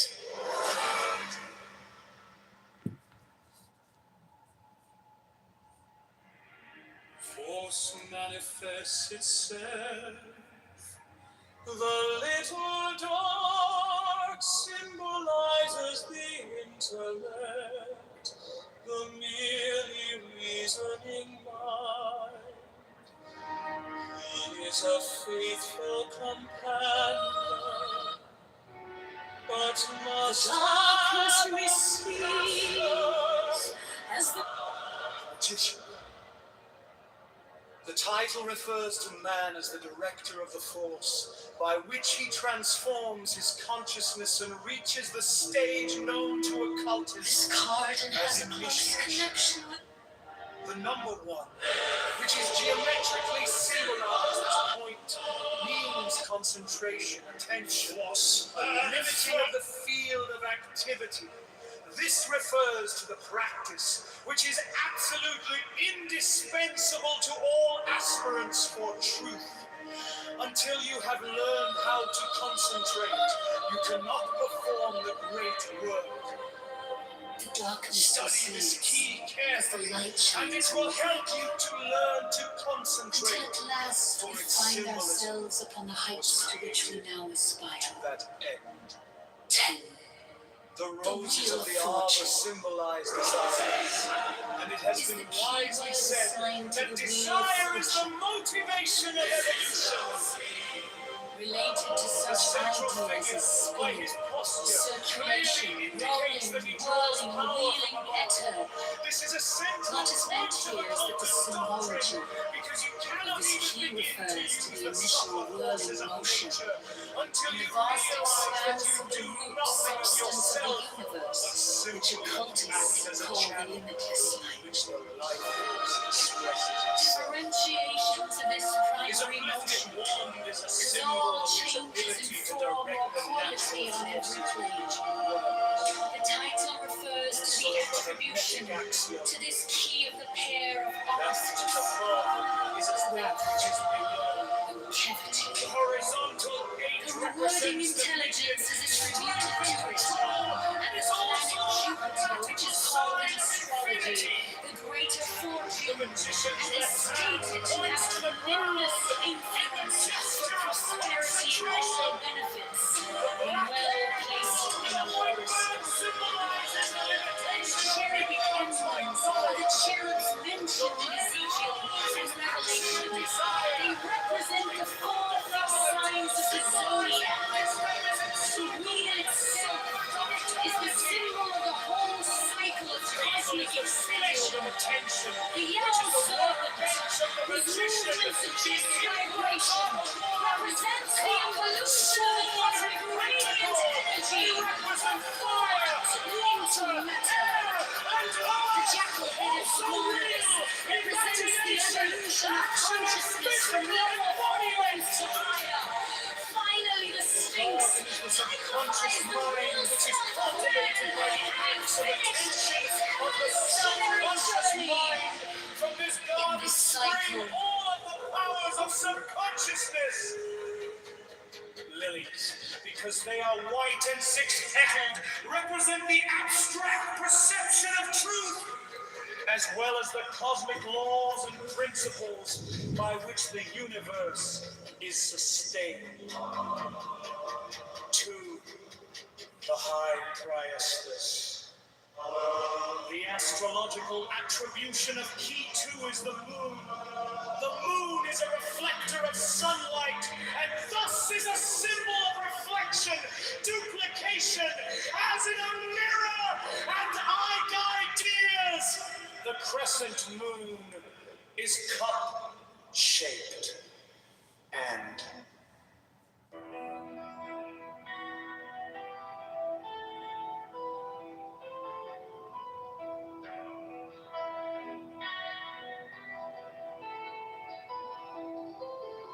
I am the charioteer of the... Hey, Beaver, I heard you're the problem. And I saw a video of this kid, Nolan Wells, on the back of a boat having a good old time on a river. And I didn't suspect no foul play. That man seemed to be like a part of the crowd. Unfortunately, accidents do happen. Hello? What?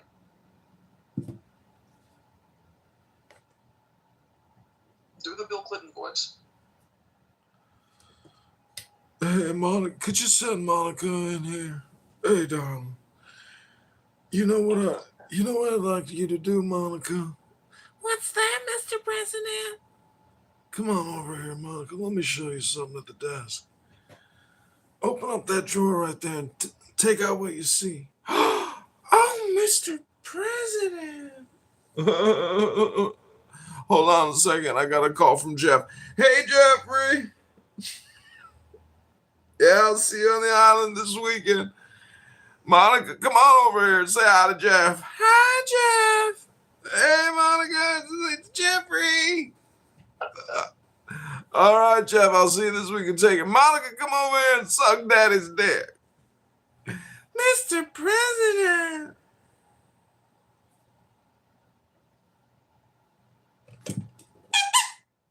Da-dum-bum. You should do stand-up.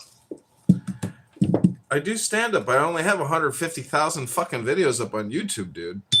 Does it not take off? No, it's the smarter version of stand up. Stand up is for losers. Those are people who go out and drink and waste all their time in bars with other losers. Like, if you compare what those losers have to what I have in terms of like content and digital assets, I'm like on the cutting edge. Most people are, living in 1999 in the bar scene. Hello?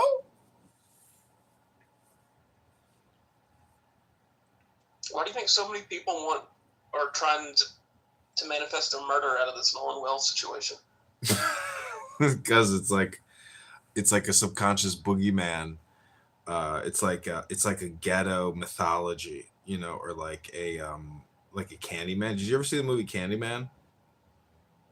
I don't remember. It's like this ghetto murder movie where, just like, if how the myth, the wives' tale about, like, if you say Bloody Mary, Bloody Mary, Bloody Mary, it's the same thing. You go Candyman, Candyman, Candyman, and then an N word pops up with like a meat hook and then kills you in your ghetto, uh, low income housing unit. That's what the whole movie's about. So what I'm trying to say is, when people unfortunately pass on, and it involves like the boating community, accidents happen so much that to attribute this to foul play just shows you that, like, people hyper focus in on racial political issues, because it's not racial when you go off the back of the boat and the motor chops off your legs and you bleed out in the water. Like, these are accidents with power equipment. Let alone you are in desolate areas and drowning and swimming. Like, dude, the accidents fucking happen. And so that's why I brought up the Candyman thing, because it's like, especially on this app. This app is, I know it's on other apps too, but like, this app is so many African Americans on this using this as like their fucking free conference call app. Um, they're just looking for shit, and plus the media is playing it up. So it is what it is. But all this shit just will phase away. But like, if you want to have some fun, create another room and just call it like another Carmelo Anthony room on behalf of Nolan Wells. It's just Matt would get this. This is content, dude. A lot of these African American. I want Bima to write Carmelo in prison, but she hasn't done it yet. I created a new house today called Bima something. Can't remember what the rest of it is, but oh man. I wanted to tell her that I actually kind of figured out a way to make structural white racism work in conjunction with reparations. Because a lot of African Americans have been Americans longer generationally than the boom in 1900 from Ellis Island and all the Europeans coming in. So what the African Americans should have done in the late 1800s was prevented the mass migration of white people, and they could have taken over America, as a tribe, if they could have like got their act together. But because of structural white racism and Jim Crow and redlining and all this like suppression of African Americans, you could make the argument that African Americans are due reparations, but you'd have to admit that they were politically unable or didn't have the willpower. That's the question. Is it their willpower, or is it actual structural white racism and suppression of their willpower, which wasn't able to manifest because of, toxic white structural racism? So that's how I would identify the key time period where they lost big time, because the American population exploded around 1900. So that's my explanation for reparations and why they got shafted so bad after liberation from slavery. What do you think? Yes. So you're basically saying they had their chance and they blew it? They had their chance and they blew it to become the majority or like a superior minority. They had that opportunity, but because of Ellis Island and mass European migration, they lost whatever hand they had. They lost it. So that's why it's a little hypocritical as a white American European whose grandparents came over in 1900 to shit on an African American who's generationally longer in this country. And so that's why I say, like, from a republic perspective, you could make the case that they were shafted and are due reparations. But there's two types of reparations. There's the individual plaintiff reparation, and then there's the class action reparation. But the numbers are so stupid that like, but plus anyways, this guy Boutros, Attorney General, he's already figured it out that the Equal Protections Clause in the 14th Amendment, you can't create racial hierarchies and fund it. It's against the history of our progression of political thought and law. So reparations are out of the water, but I just think from a historical perspective, African Americans should make a big stink about 1900 and how they got shafted in terms of demographics.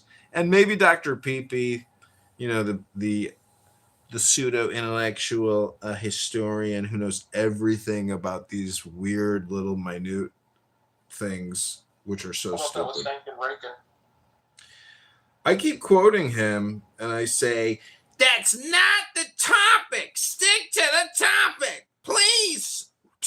Like it is, he is such a bitch in these rooms, the way he talks to people, especially in Gary Baumgarten's room with his green bean and how the green beans can interrupt and pick apart your questions. Like he got roasted by Smurf or Homer or whatever he goes by. He was like, "Shut your fucking hole, Marshall. You fucking faggot kicking me from rooms. Fuck you, fag." Like this guy, he's a successful dude. He's like an investor and Jewish guy, I think, but he loves talking shit about liberal progressives. And really, Marshall is actually just a Democrat, cosplaying as a Republican. And his candidate, Monica De La Cruz, who is a current congresswoman,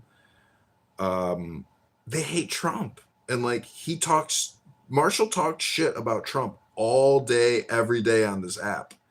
And he's a Republican? Like, does the guy not know what team he's on? And his congressman, yeah. Well, I don't know if he's a traitor, but I think he's just intentionally.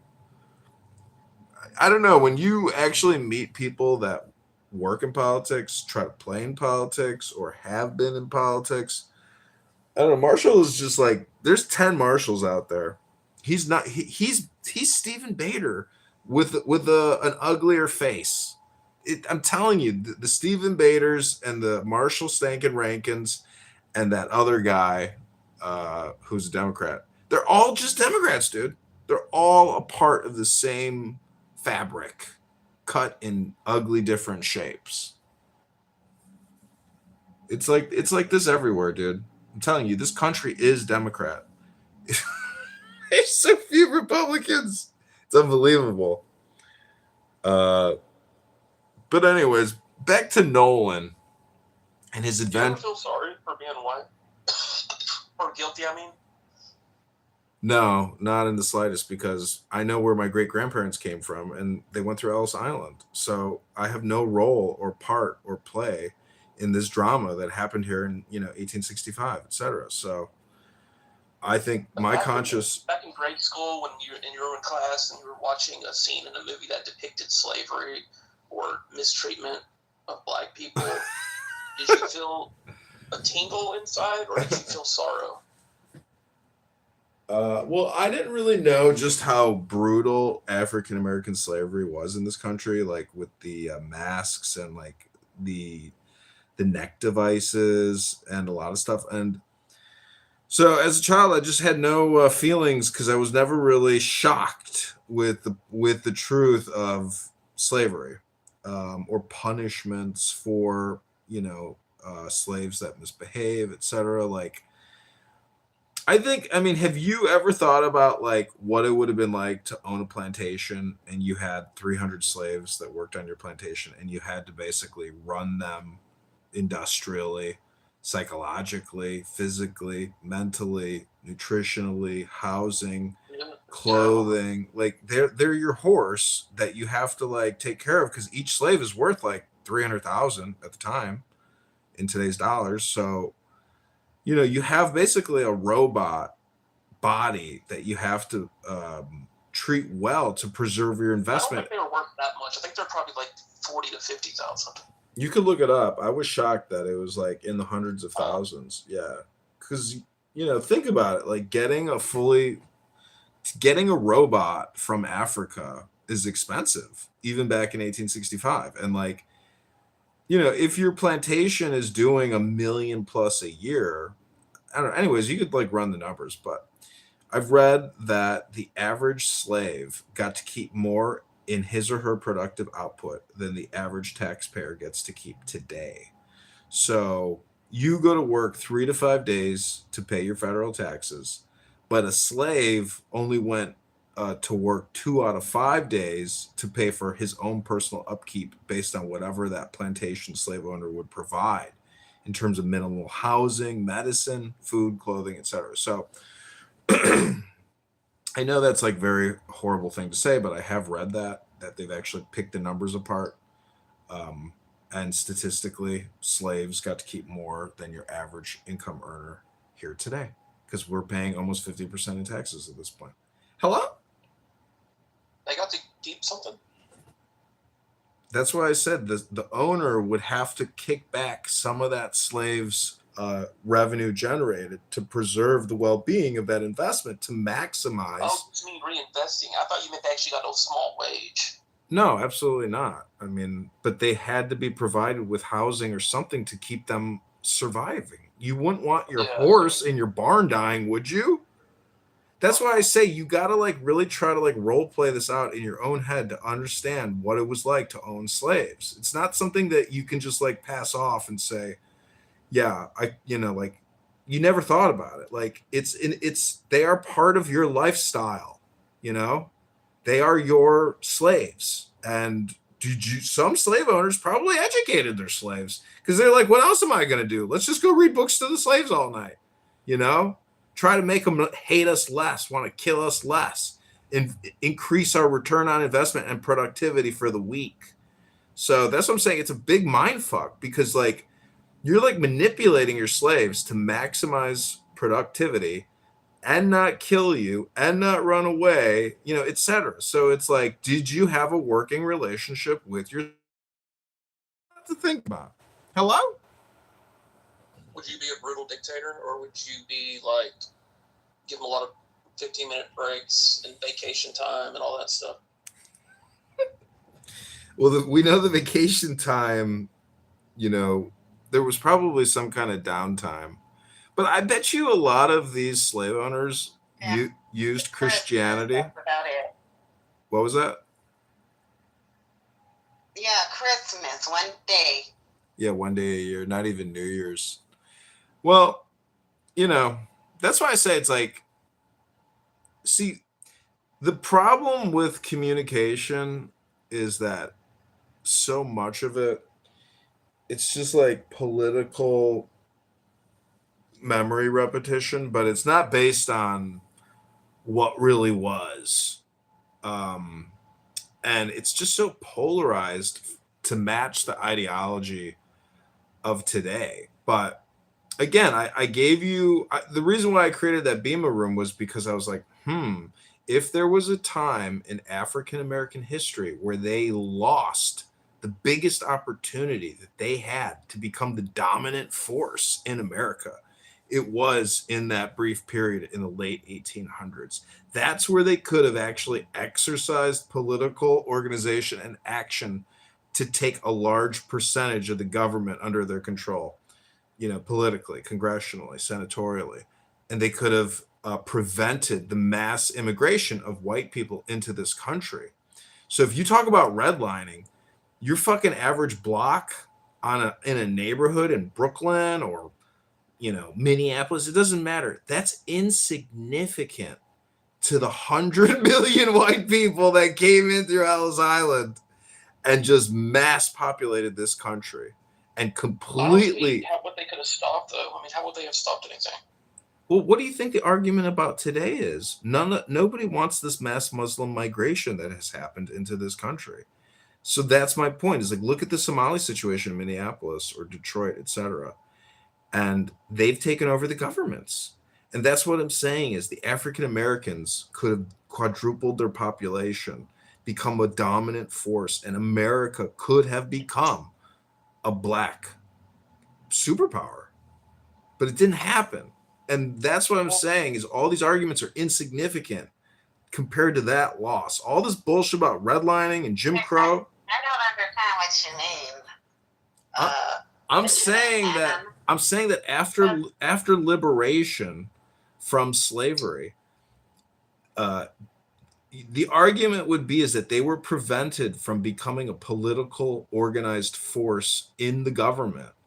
And then all the mass white migration at 1900 completely destroyed the opportunity for the African Americans who are ADOS liberated to become political and economic power in America and share that, not even equally, but like either less or more. But I'm just saying that the mass migration in 1900 is the key point in economic history for African Americans to make claims and liability claims for class action or individual lawsuits for reparations. And again, this is all in the backdrop of today's mass migration into this country from the Joe Biden administration, either at the border or overstay visas. Because if we have 30 million illegal aliens in this country, if they get amnesty, that means even less power for African Americans in this country. And I'm only bringing it up because we know this girl on this app named Bima, who is a social justice warrior and loves to claim that we live in a structural white racist society. So I'm only trying to bring in some evidence to this courtroom. I rest my case. You gotta look at the time. You talk about early 1900s. I mean, people did try to build their own communities, and each time they did, it got demolished by white mobs. You're talking about lawsuits and all of that. You really think black people were gonna win a lawsuit in the 1900s? Class action lawsuits? No. No, they didn't have the political capital, the intellectual capital, or the organizational capital needed to do something like what Kitover's saying.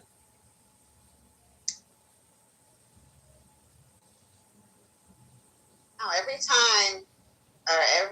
just seemed like every time the black community tried to, build up their community, build their own schools, hospital, blah, blah, blah, it just got demolished. And How do you guys agree with me? If you want to start fuck Israel? How do you agree with me? I can't even understand what you're saying. I say, how do you agree with me? Fuck Israel if you're Palestine? Why are you muting me? Let me talk.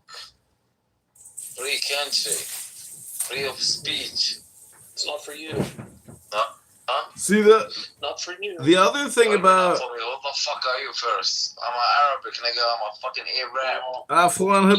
Afwan Habibi. Let me finish a point. Is that America is not a democracy, and it's the proof is that if America was a democracy, African Americans in 1895 would have had enough votes to prevent mass white immigration into America. Therefore, we have a representative republic where our federal government sets rules and ordinances and amendments and acts and spends money in an undemocratic way, where we do not have individual liberty, and we have this like super blob that has always been operating outside of the ordinance of individual will or individual democracy. So that's the reality of our political industrial complex.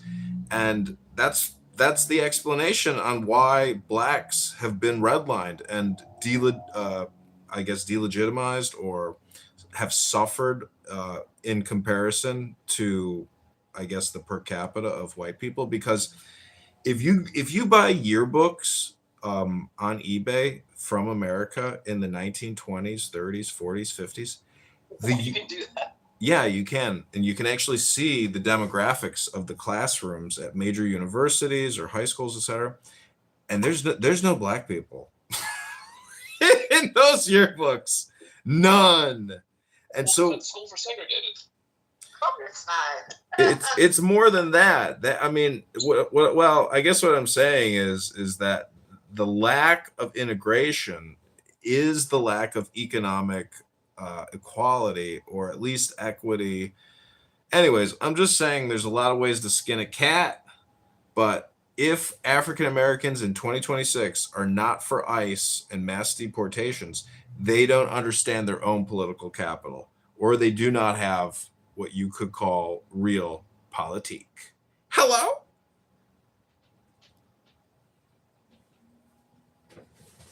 Black, do you hate white people sometimes? Did you say? Do you sometimes hate white people? No, I don't hate anybody. I dislike people, but I don't hate. I don't have hate in my heart.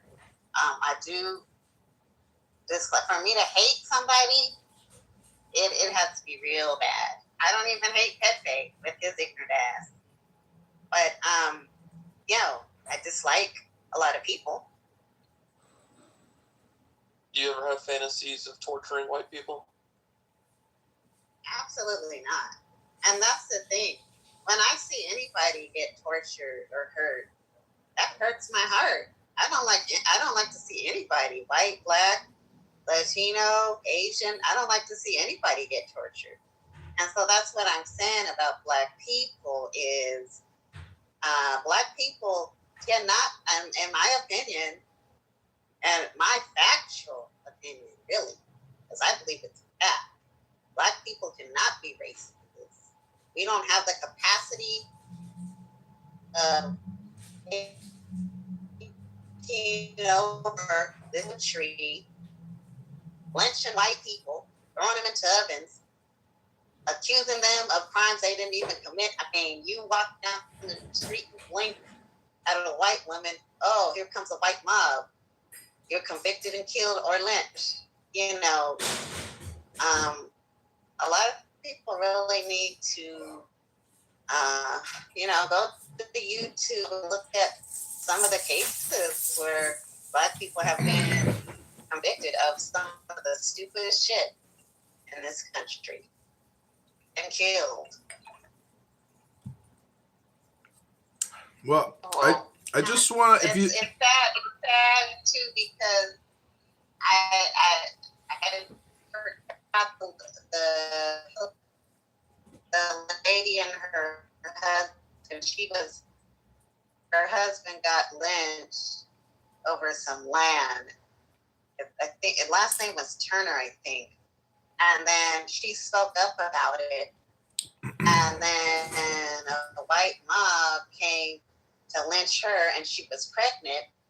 Not only did they torture and lynch her, they cut the baby out of her. What I understand is why a group of white people would sit up there and just watch somebody get tortured and have smiles on their face, and it's really demonic. It's hate. It's hatred.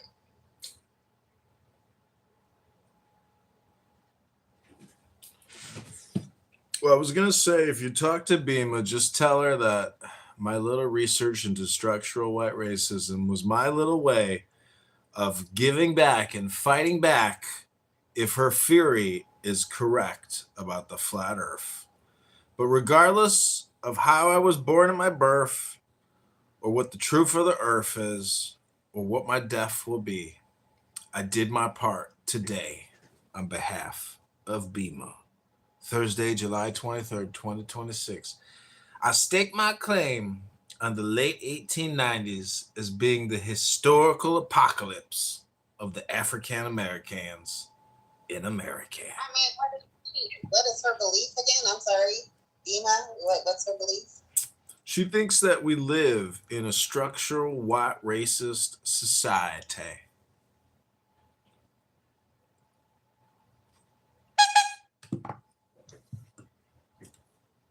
I mean,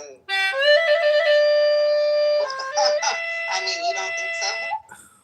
Well, like you said, you Beaver asked you if you have ever hated white people or dislike white people, and you're like, no, I just hate and dislike annoying people. It has nothing to do with white skin, black skin, purple skin, brown skin, green skin, pink skin, red skin, brown. Like, you get my point? Highly annoying people transcend racial consciousness. You just want to get away from horribly obnoxious, stupid, annoying people who waste your time and got stinky breath and stinky armpits and they fat and they nasty and they annoying. Am I right? Am I right?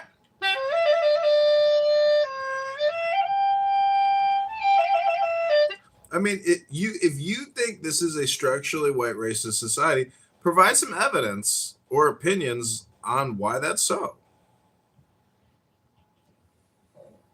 I mean, let's look at history. Look at this country. I mean, you think this country's not run by the white man? Do you literally think this country is not run by the white man? No. See, if you believe, so who's it run by? Government? Well, God, if you believe in a supreme power. Government. Are you an atheist, Black? Hell no. Oh, you believe in a supreme God? I believe in God, yes. I believe that there's only one God. One God, one will, right? One destiny, one plan, one man. Hello? That's why I say all this structural white race is just stupid talk. It's really anti-God. Yeah, I don't know that, but I could tell you this. Dima might feel that way because I believe, she's with a Black man and maybe she learned a lot, being around, a Black person. So, maybe she didn't know a lot of stuff before she got with this person. And maybe she got education. So I really don't know.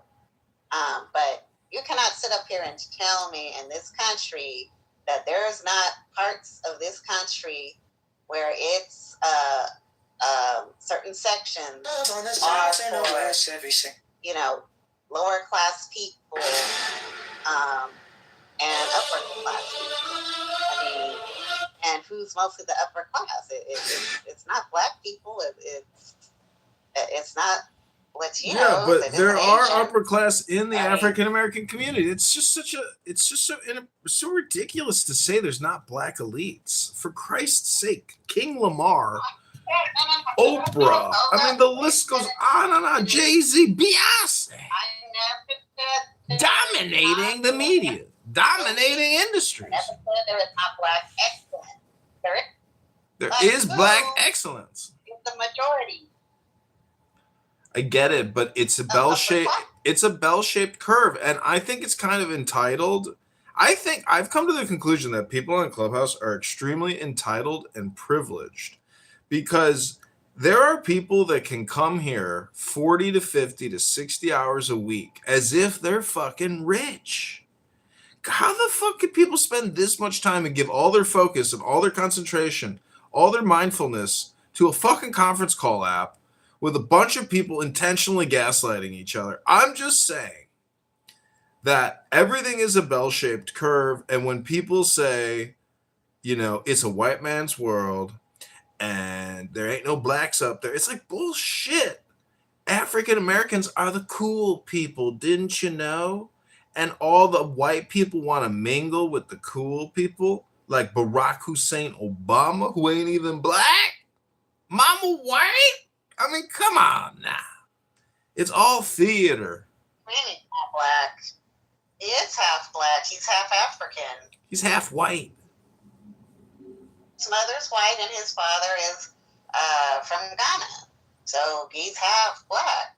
He's He's half African. He's gay. He's half white, and he married a trans Black man. Come on now, that's silly. That is really. You guys are painting this narrative about Michelle Obama. Why is Michelle Obama eating Altoids with George Bush, a war criminal? Like they're besties. and they're supposedly opposing political parties. Come on. It's a fucking theater show. These fuckers organized, controlled, manipulated. Obama is a white man's Uncle Tom. He's George Bush's Uncle Tom. He's George Bush's CIA bread and butter mind control project with a trans husband. I know it sounds ridiculous, but prove to me that Michelle Obama is the mother of those 2 children. Never seen a pregnancy photo. It's all bullshit. Surrogates. That's a bunch of drama, propaganda, lies. No. Prove I don't it. believe that. Show me the photo. Just Google it. Beautiful pregnancy photos of Michelle Obama. Never seen it. But I do know that her jaw, for a multimillionaire worth $100 million, her teeth ain't even straight because they had to do teeth reduction or some kind of jaw surgery to tighten up that little aesthetic. And I know every photo is airbrushed. All those glamour shots, the perfect family while he's waging war in 10 Muslim countries in the Middle East as the president, dropping more bombs than all of World War II combined. The man is a war criminal and a vaccine criminal. He's the biggest slut, whore, demon prostitute we've ever had in the Oval Office. He should have been wearing a jacket that said Pfizer, Moderna, J&J, AstraZeneca, Northrop Grumman, Lockheed Martin, Advanced Defense Material. Like, the guy is worth almost $1 billion now. His facility is worth $1 billion. The man is a fucking business genius. No doubt about it. But he's not in love with that man, Michael. You can see in the photos, there is something off about Michelle. And we live in an LGBTQIA plus world where trans is everywhere. The governors are trans. The congresswomen's are trans. The military generals are trans. And you mean to tell me that the CIA, the biggest organization on the planet with $100 billion a year operating budget, ain't going to squeak out a trans, first lady? Come on. That's what's happening here. I rest my case.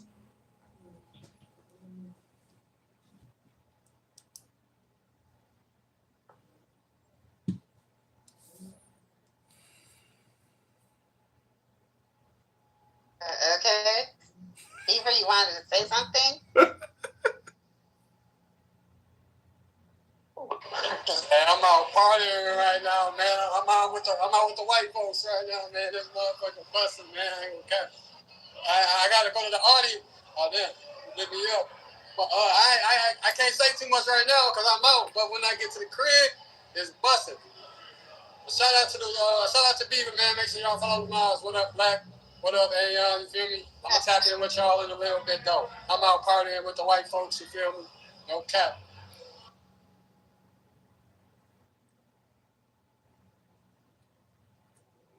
You see that, Black? Timothy is celebrating in a structural white racist society, but he's having a good time. He ain't being oppressed. He ain't being redlined at the bar. It's a myth that racism is an epidemic. Listen here, bro. Bro, I'm not your bro, Black. My name is Ein. You can address me as my profile name, but I ain't your bro, Black. Address me as I would like to be addressed, which is Ein. Is that okay, Black? I ain't your bro.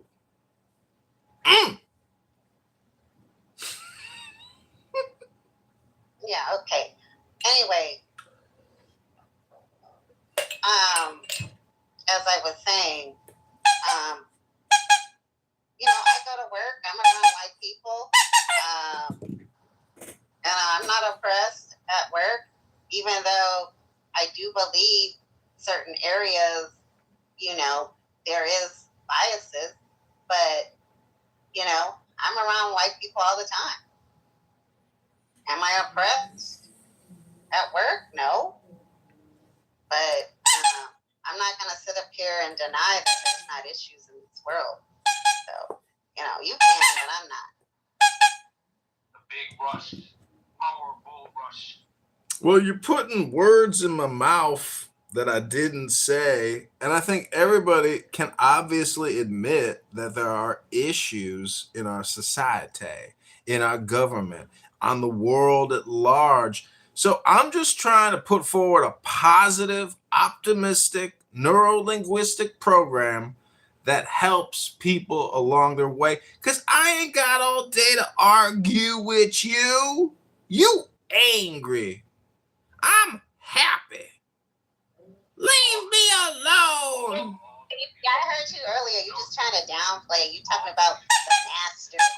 You know, when he owned slaves, he made sure that they had to be taken care of. Man, that was scraps.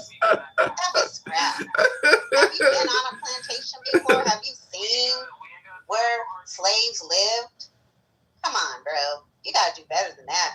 No, I have been on a plantation and I've seen slave quarters and I've seen slave auction markets. Awful. Oh, I know. I'm, it's horrific. I mean, the experience must have been awful, traumatic, terrible. Couldn't think of probably a worse situation to be in, from the get-go, crossing the great ocean, stuffed in the bottom of a ship, disease, no food, water, horrible. The whole experience is just pure suffering. And I can only imagine that some lives, how they even found the will to live. I'm sure a lot of slaves ended up making the ultimate decision to not live. Slaves jumped into the water. I'm sure a lot of people chose death over slavery and servitude and punishment and censorship because they were censored. And talk about platforms. They had no platforms. Their houses didn't even have platforms. They had mud floors with no plumbing, no hot water and heating, no kitchen, not even a couch. Just a straw wooden bed, not even bricks. Awful, horrible, terrible. Where is Acek?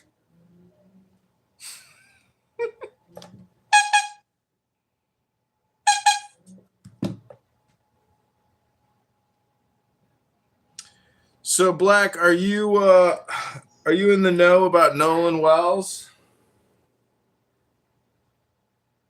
The boater? Yeah, I know about Nolan Wells. Yeah, what about him? Do you suspect foul play?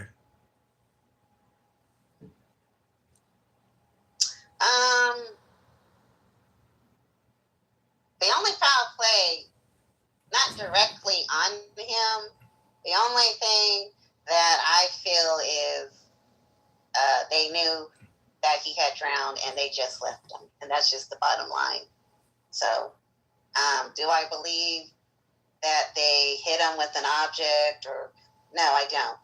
But I do believe they saw this young man drown and they just left him like nothing, like a piece of garbage. So, yeah. Well, to say that they thought he was a piece of garbage is really insensitive and lacking, I think, in awareness or context. Because I've seen video. It's not a pat on the back kind of a thing. I think that you are injecting your opinion into a tragedy where many of these people, he was their friend, and they're very sad. For my opinion? Yeah, but I think your opinion's way the fuck off. Because no, it's not. It actually isn't. Well, okay. The reason I just told you I don't believe that they, put hands on him or anything like I know. that. I heard However, you. they left. I know, but if your claim is that they saw him drowned, and let's say they did. Okay, but you're also implying that they couldn't retrieve the body, or they decided to just leave it. But when you're dead, you're dead. And the fact is, they didn't kill this kid. And as I was talking to Beaver earlier, I used to have a boat, and I have more boating experience maybe than others. And I follow the news.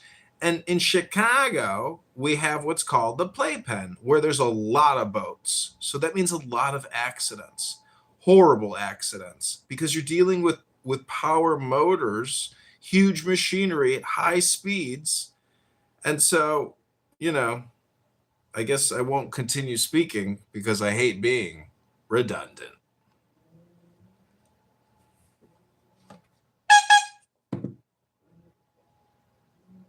At the end of the day, bro, you just don't leave a friend, especially when you're on water like that on a boat. Not even I can see if they had went to the mall or something and they had a car and they left, but just to, in the water, you just don't leave your friend, only person by himself. Like that's not normal. That is not normal at all, and that's just the bottom line. I mean, your intuition could be spot on, but it could also be off. I mean, I've never been in a situation like that where somebody, that you knew, because I've seen the videos of the kid on the boat, like he was part of the crew. And I've seen the cross-examination of these kids, the depositions and subpoenas, and the black lawyer asking all these questions. It's, you got to be a little, I guess, aggressive to try to see if you can get a reaction, to try to find some kind of truth or something. But it's my opinion that this topic is very much like Carmelo Anthony, where black fragility is really what's at stake here. And this poor kid's death is being used for political communication to kick a dead horse for no other reason than lack of creativity, lack of focus, lack of concentration, and the mythology of structural white racism, and using this poor kid as a piece of evidence in a non-existent court case for lonely bored people to continue to spam the internet with their bullshit. Hello?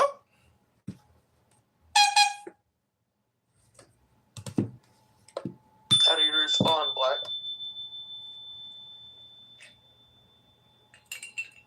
I don't know what to say.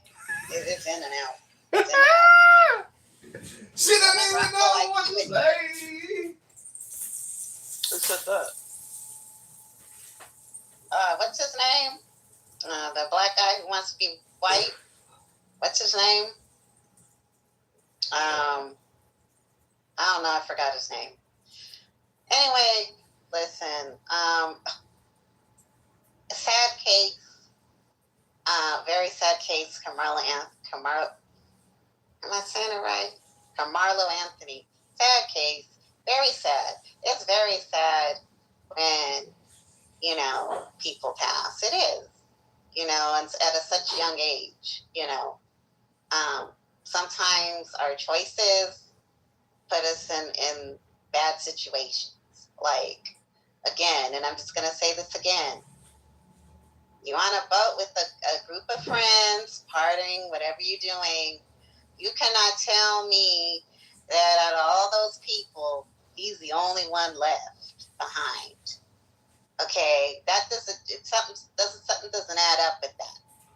He's the only one, nobody else left with him. He's just by himself. Something's not right there. So, it is what it is. It's sad. I hope they find the truth of what happened to him. He does deserve justice. Those are not friends, because nobody should be leaving anybody behind. I don't care if he wanted to stay, then some of them should have stayed there with him. You don't just leave off of a boat and go somewhere else or whatever, go home or whatever the hell they were doing. Have you ever been on a boat? There's a lot of mosquitoes and a lot of spiders. What? Big rush. What'd you say? I said, if you ever been on a boat, there's a lot of mosquitoes and a lot of spiders.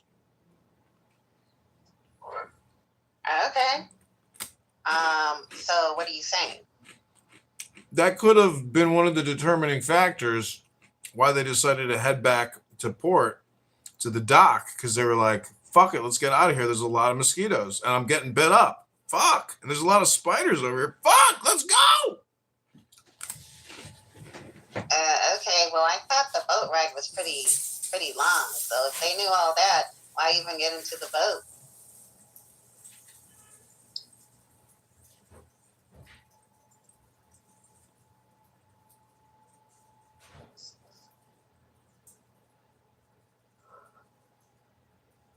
Because I'm not trying to get bit up by, get my body marked up. I know with Caucasian people, when they get bit up, because one of my friends, their body turns red. Me, I got all kind of dark spots on my body when I've been bitten. So I wouldn't want that to happen to me. We just stay off the boat and play in the water and sand.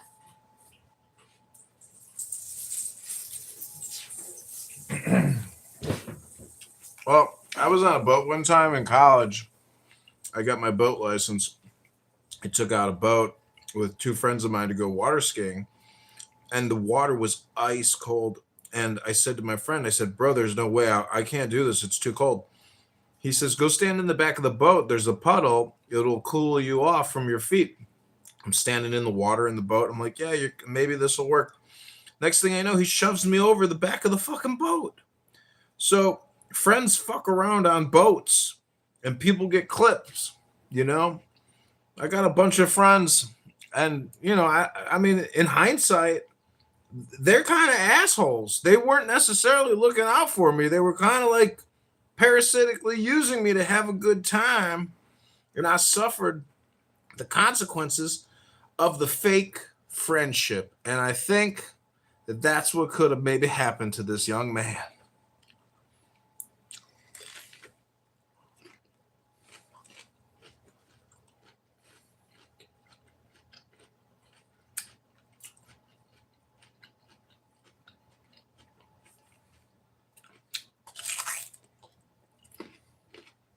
It's so sad.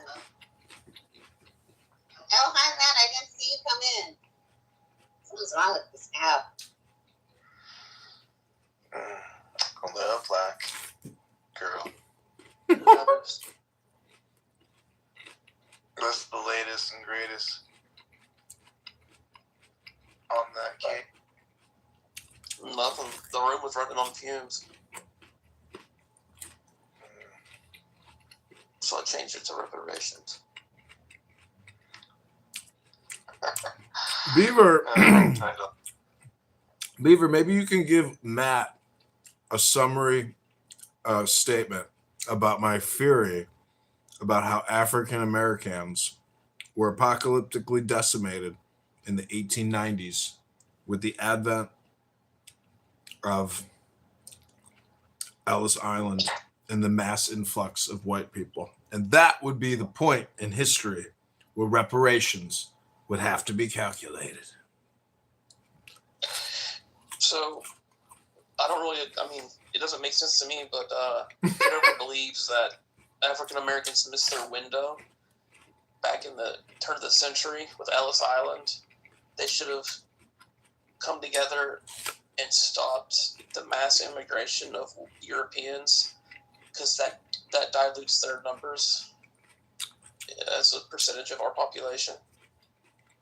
Even though African Americans were tiny back then, weren't they? Like their percentage. So, I don't know. Okay. So basically, prevent other people from coming in, so it wouldn't dilute their numbers, essentially, right? Okay.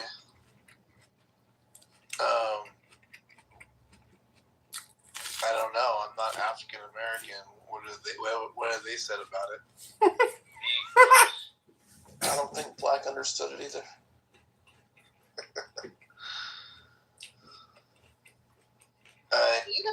He was mostly trying to make a statement about Bima. So she's not here. you know, he should probably explain that when Viva comes in here. Peter lost his shit. So he got mad at Sig and somebody. His voice changed. He's like, "Shut up, shut up, shut up! You don't know." And they like stormed off. What did he say? What made everybody, or what made him mad? Or something about Iran, and somebody was saying, I don't even remember what it was, but then Sig was like, "It's not your turn to, don't talk. It's not your turn," and he just lost it. I'm trying to get him in here. I just don't get why all these people are they're just so convinced, or it's like they want it to be a murder. They want this kid Nolan Wells to have been killed. It's like they're trying to manifest a murder out of nothing.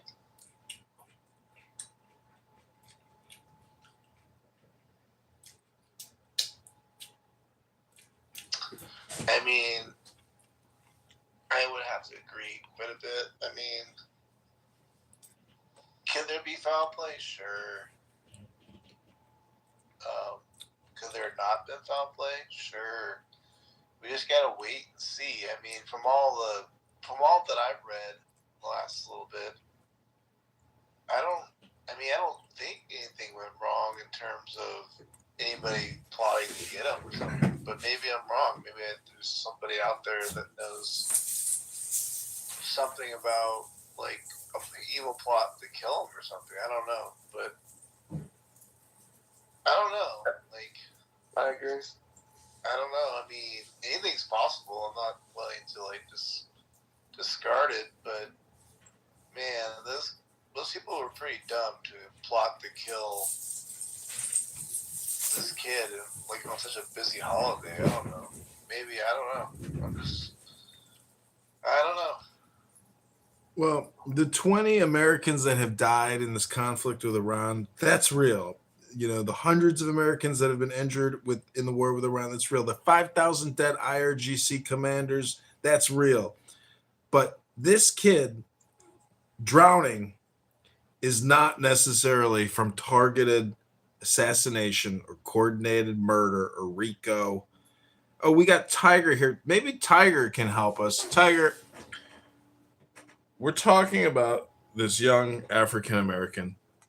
Well, Kitover, you're a fucking retard. I'm not that interested. Okay, so you're just kind of dismissing him. Like what happened to him was just like nothing.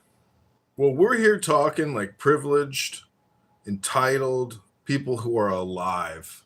Talking about a young man who died having a good time on a boat. He could have died in worse ways. He could have been born Chinese with a micro penis like Tiger, who goes into Gary Bumgarden's newsroom and starts saying anti-Semitic Jew hate remarks. What a racist and a bigot and a xenophobe and an anti-Semite. Shame on you, Tiger. And whoever your girlfriends are, I'm sure they're disappointed when they see a Tic Tac in between your yellow thighs. I rest my case. Wow. Mary, come on up. That's the power of the Tic Tac rush.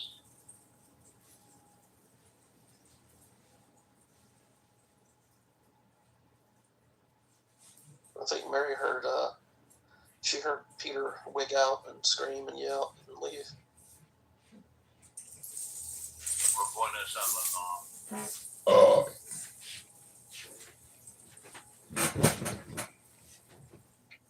Tiger. Well, I don't understand why none of them know what happened. He just stayed behind. That's it. They don't know nothing. They have no clue. All those people on the boat, no clue. He just stayed behind. That's it. That's ludicrous. He probably drowned and nobody saw it happen, and then they left because they thought he was going with somebody else, and no one saw his body get washed away. Yeah, I do believe he drowned, and I do believe they saw him drown. So you don't think he got lynched? I didn't come out my mouth. No, I'm just saying, like, some people think he got lynched. I think there could be some truth to what Black is saying. Like, I was thinking about that. Like, if you're like horsing around or whatever, you just like goofing off with your friends, and like, you know, if something were to like happen where he went, like, let's say he just went for a dare, did the old backflipperoo, and like, I don't know, snapped his neck or whatever. I mean, like, I'm not gonna lie, I'm gonna be like panicking quite a bit. I might actually take off and freak out a little bit. Now, would I not call 911 on the way back, freaking out or whatever? I guess I don't even know what I mean. That's true. That's kind of weird that they didn't stay around to help. I mean, I don't know. Actually, maybe like, oh man, I gotta rethink this. Like, but I get what Black Girl's talking about. It's like, you do kind of get like freaked out when you see a prank go wrong. I don't know if anybody else has ever experienced that, but like, you watch one of your friends do something crazy and you're just like, oh shit, like, I'm not dealing with this right now. People do that all the time. They do that all the time. They mess up and then let me get up out of here. I gotta go. I don't want to be blamed for this. I don't want to be involved. That is true. Even if they don't know what happened, like, in terms of like what happened to him, but like they know that whatever's going on with him, like, they don't want to be part of that.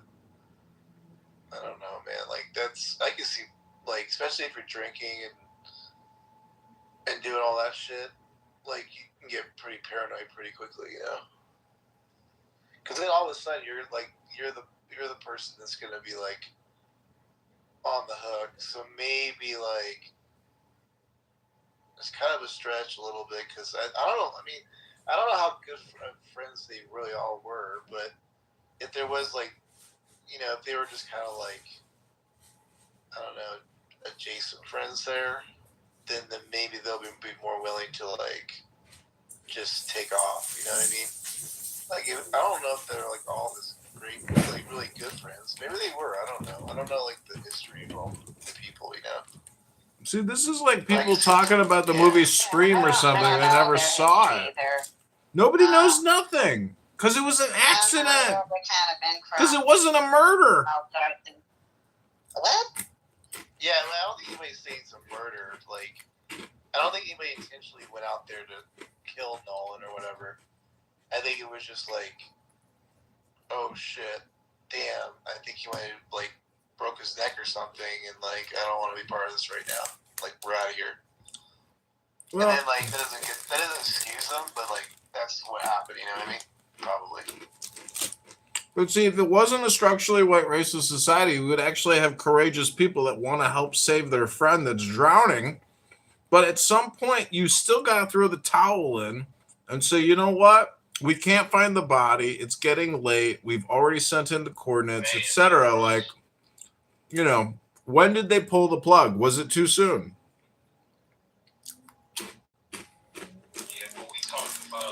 Yeah, I mean, the search party part of it, did they search all night for him? Does anybody know? I actually don't even know. Like, all I know is his body washed up the next day, basically, right? Or something, or a day or two more. I don't remember. But like, the actual search party, I don't remember hearing about, like, what actually was done for that part of things. I don't even know. Yeah, I don't know either. I don't think, because it's dark, I don't know if they could be, looking in the water in the dark really good. So, exactly. I don't know. Yeah, absolutely. They got flashlights. You hear those things called flashlights? You get in a fucking boat with flashlights and you go try to find somebody who's trying to stay alive. Yeah. Case is pretty strange though. But again, I don't think anybody like intentionally went out to murder. Was there like, what's the word I'm looking for? Goofing off, doing things that like authority shouldn't know that you're doing, aka drinking, aka drugs. Drugs isn't just weed or whatever, but I'm just saying, you know. And all that kind of stuff, sure, why not? So, like, nobody wants to have that put on them either. That's the other part of it. Like, can I just quote Marshall Rankin and say, you're off topic? You're off topic. Get back on topic. Reparations. We've moved past the boat. We've moved past the loss of this innocent young man's life. And we have Tiger on stage, a well-known communist Chinese Chi-Com who comes here and says slanderous, libelous, defamatory, anti-Semitic, Jew-hate rhetoric in the Gary Bumgarner News Hour. How do you plead, Tiger, small dick Chinaman? Can you give me an example of the Jew-hate? Like Kitover gets to survive so long, you know? I think the world is too kind to retards like him. There needs to be more evolution pressure so that low IQ like him gets cut off earlier. Tigers. I sure hope you fail to reproduce for the purity of the future of the human civilization. Tiger, would you replace John for Nolan? Is that what you're saying? Like, you would have rather that Kitover be the person that died? I mean, I don't give a fuck if he lives or die. I just hope he doesn't make any young children. No reproducing. Okay. That's typical eugenic talk from a Chi-Com.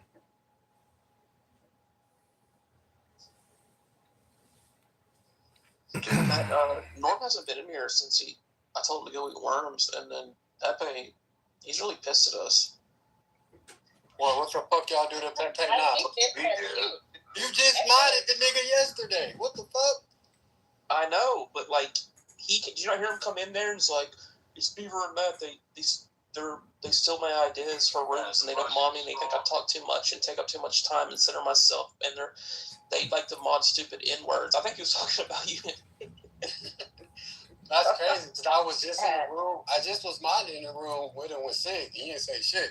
But, bro, I learned on this app, bro, people be sneak dissing like a motherfucker, but don't say shit when you on a stage with them, bro. Them type of niggas, they hoes, bro. You can't, I don't even pay them niggas no mind for real, bro. But it's crazy that he feels some type of way because you just modded the nigga last night. Like, that's why why I wanted him, because I knew he would fight back against that one argument, and I was too lazy to do it. I'm not gonna cap, bro. I know it's just an app, but y'all niggas gotta get them fake ass niggas out y'all circle, man. I know it's just an app, it's just Clubhouse, that shit ain't serious. But that fake ass shit, that shit not cool, bro. Like, what Bima did? No, I'm just talking in general. But I'm talking about Pepe right now. If he feels some type of way, I mean, I don't know how. You just was fucking with the nigga last night. Like, I'm cool with Beamer, but I just don't like the fake shit. Like that shit fake as hell, bro. You literally just modded the nigga last night. He ain't say shit to you. Like, he ain't say shit. You let the nigga get his shit off too. So it's like, bro, the fuck is you bitching about? But, you know, there's no, like, way to actually suffer or have any loss. And the crazy shit is, y'all be telling me motherfuckers, all these people be feeling some type of way about me, but it's crazy because I be feeling like motherfuckers, I be looking in the comments and in the chat and shit, motherfuckers be like, bro, I fuck with Himothy for real. Like, Himothy know how to moderate for real. Like, I feel like I know how to moderate for real, bro. Like, no cap. So it's like, I don't understand the hate that I be receiving, bro. Like, it be crazy, bro. True. Yeah. I think it's just because I talk like a nigga for real in a white space. Like, they keep calling this a white space. I don't think it's a white space, though. Like, I don't think they be saying y'all niggas is racist. That's the thing, Timothy. Like, why does Pepe think this is white America? Like, this is not his house. Like, I'm confused. I as far as I know, called the President Trump House, and he has a house called White America. So I'm not entirely sure why he's confusing the two. I don't get it, you know. Facts, bro. Honestly, it's because y'all niggas. Well, yeah, we bought it together. Y'all niggas been rocking with him for so long, even in the White America house. So it's like he kind of damn near feel like y'all don't owe him this shit, but it's just like that's what it's coming off as. Like, shit, nigga, y'all owe me this shit for real. Like, shit weird. No, it is a bit. I mean, he admitted he said that. I mean, he's like, I always, bought you in White America. Like, why aren't you buying me anymore? Blah, blah, blah. It's like, well, we kind of run things a little differently. And plus, like I said, I've said this plenty of times, it depends on who's running the room. Like, Bieber will mod whoever he mods, and then, like, I'll mod whoever I mod. And not saying that neither one of us would mod Pepe, but, like, it doesn't have to always be the same mod every time, Facts. But that's why I was saying the other day when we was talking about that moderator shit, bro. Like, people take that shit to heart for real. Like, if y'all didn't mind me, I wouldn't give a fuck. I would still support y'all. I would still pull up in the room. It ain't nothing, bro. Like, but people really take that shit to the heart, bro. And that shit just weird. But I fuck with y'all for real. So I'll go to war for y'all on this app, if that makes sense. But y'all just got a lot of fake ass people around y'all, bro. That shit not cool for real. I call that shit out for what it is. That shit weird. I don't think I'm wrong to say that, when certain people come into a room and they literally speak for 2 hours and nobody really gets a chance to get in, that's pretty disrespectful, you know what I mean? Like, and that's the only room that they will do it in. They'll Exactly. Yeah. I'm like, it sounds like a little bit of envy, man. Y'all niggas damn near overlap that nigga for real. Like, you don't need White America no more. You got your own shit. And it's like, damn, like, he probably like, damn, I'm out of these niggas in White America. You wouldn't have no platform without me type shit. That's how he probably feel for real. Pepe is really PG-13 rated R. There are other people who go into NC-17 and X-rated, like Rich. Pepe doesn't necessarily trigger hate speech, abuse, or harassment of protected classes. He's kind of careful about what he says. That's a lie. He's lying. That's cap, bro. Like, don't get me wrong. He called me a nigger. Do you understand that? He called me a nigger. See, the thing with Pepe, he knows how a black man stand up for me in that space. He disrespected me to the fullest. See, that's the thing, Black. When Pepe a moderator, I can't really say too much for real because I respect people, other moderators. Like that's at least how I come from. But Pepe knows one thing. I would say he knows how to do. He knows how to fuel a crowd, especially black people. So it's like he knows how to fuel black people to the point where they gonna say some crazy shit or they might wild off, but in the same breath, he could derail a room too with all that bullshit he be saying. So it's like you gotta be. It's like a coin for real, like, and you gotta be careful with that shit. But I just feel like he damn near jealous of y'all for real, bro. I ain't gonna cut.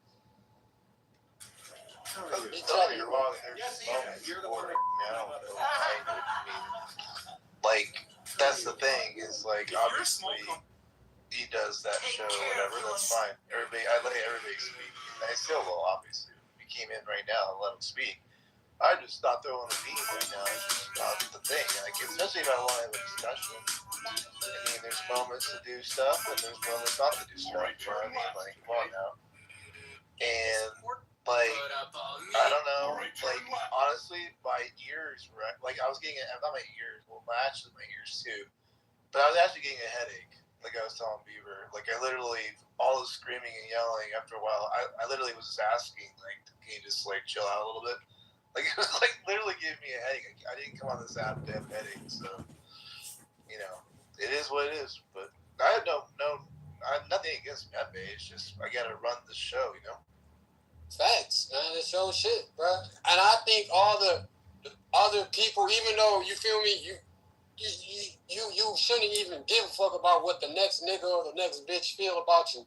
But I feel like when people say, "Oh, Beaver's racist" or Matt is racist, I think that just stems from you being around Pepe and moderating Pepe and letting Pepe just get his shit off. Like, I don't think y'all racist at all. Like, I don't get a bit of racism from y'all, for real, for real. Oh, I know that. I mean, I know just by being associated with him. Like, literally, I was a mod on his stage for like just about. Well, I know for a fact for like 6 months straight.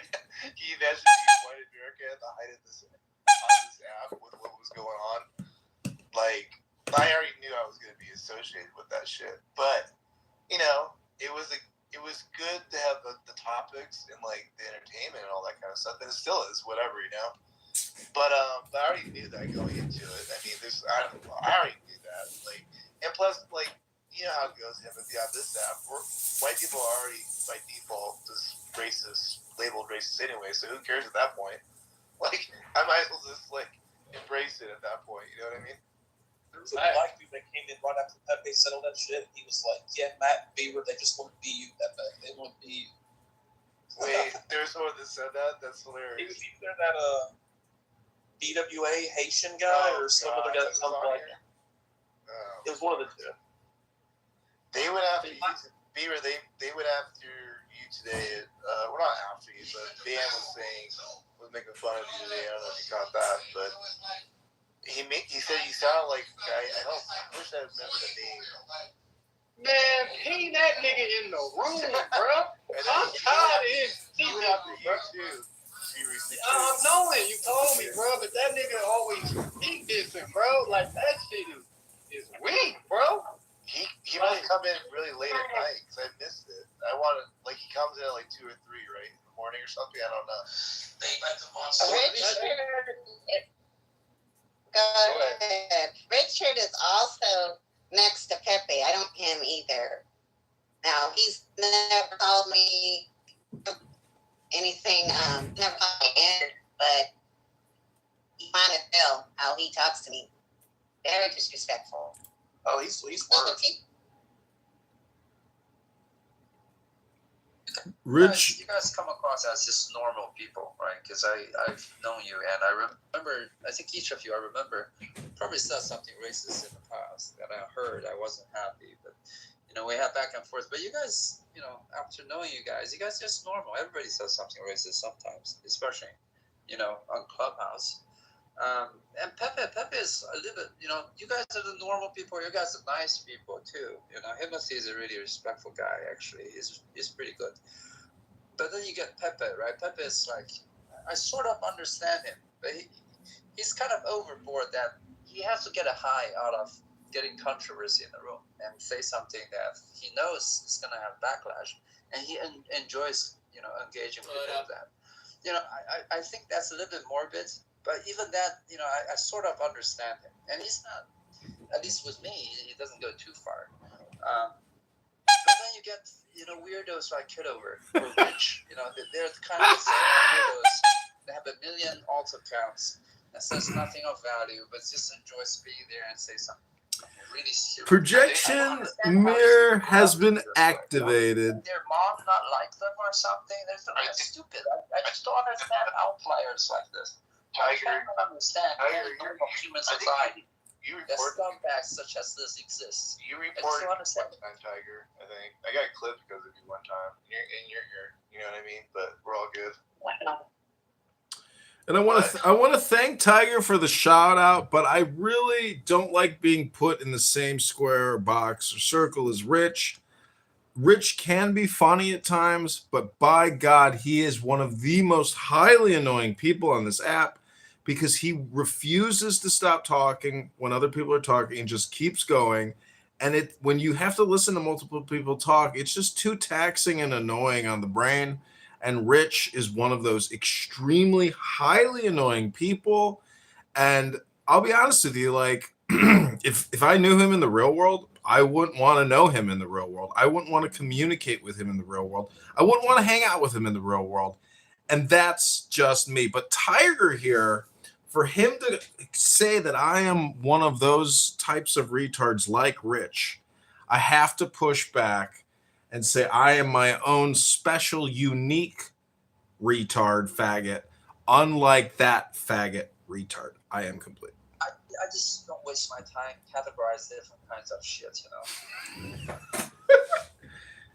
You believe in a universal turd. I got it. But that's your projection. That's you, Chicom China Tiger.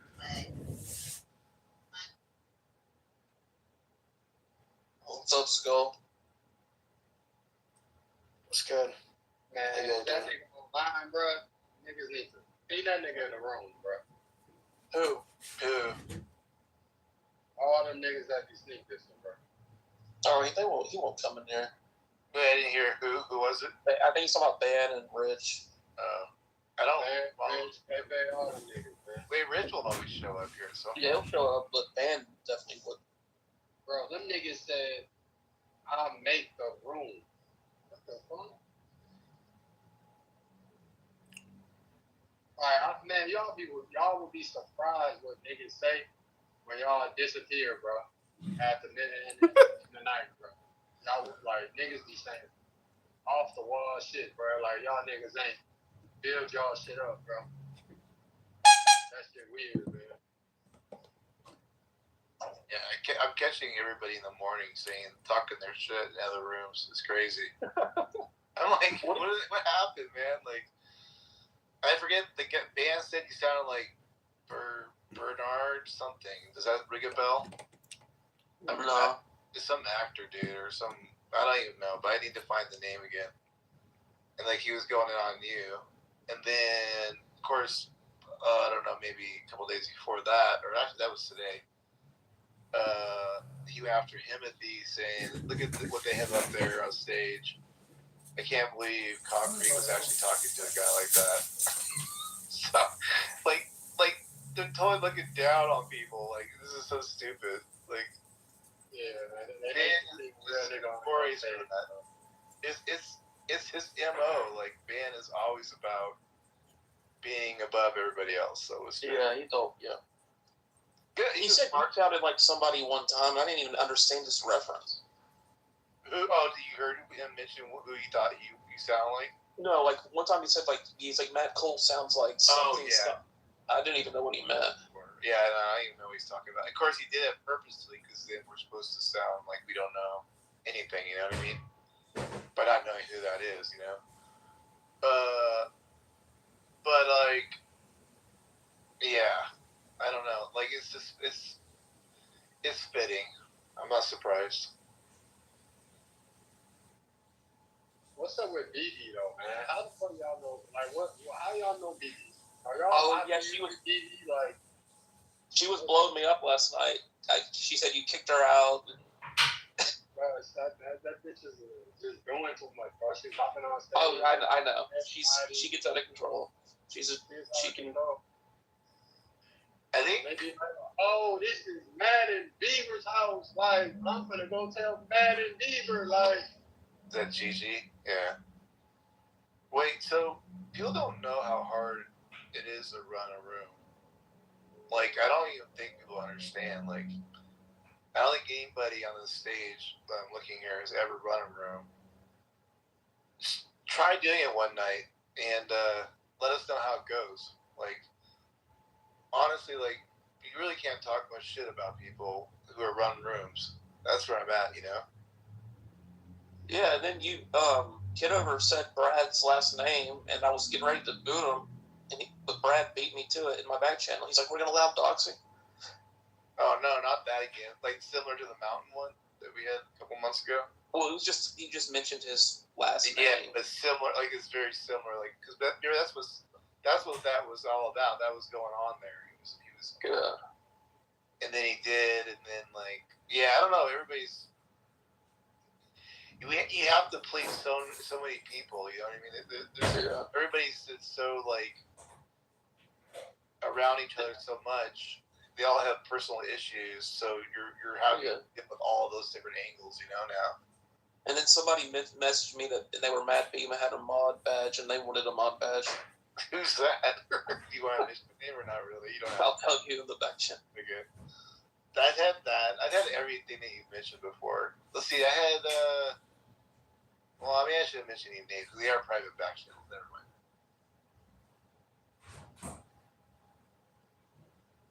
I just want to have a good time enjoying libtards, leftists, melting down and suffering during this Trump term. Why can't we have nice things? Why don't they open one there? Why you used to run the rooms all the time? What happened? See, the fact that we have 40 trillion in debt and China carries like 10 trillion plus of ours, it's just dilution. Just like market cap equity, where if a corporation issues more shares, it dilutes all the pre-existing shareholders' positions. So that's why if we keep printing debt and we use it wisely, we can just dilute the Chinese debt that we owe. And so that's the problem is that the progressive liberal Democrats want to waste the money on inefficient, stupid projects and programs as opposed to real investment in this country, which is real goods. And that starts in the home. We need to build millions of homes in this country. And we need to dilute the Chinese creditors and do it simultaneously to fuck little Chi-Com tiny dickwads like Tiger who think I'm a retard.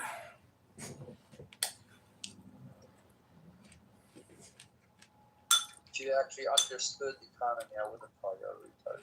But clearly you didn't.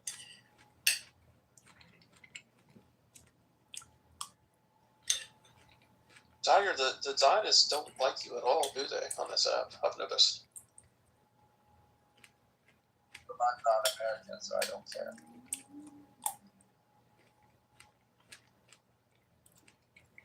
Yeah, I just think it's because they got this thing on this app where if you're not American, your voice don't matter for real. This is crazy as fuck.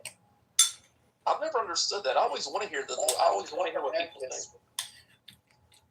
Yeah, I actually think you guys shouldn't care either. As Americans, they hurt you the most, yet you are so afraid of them. I don't understand this. Call them out.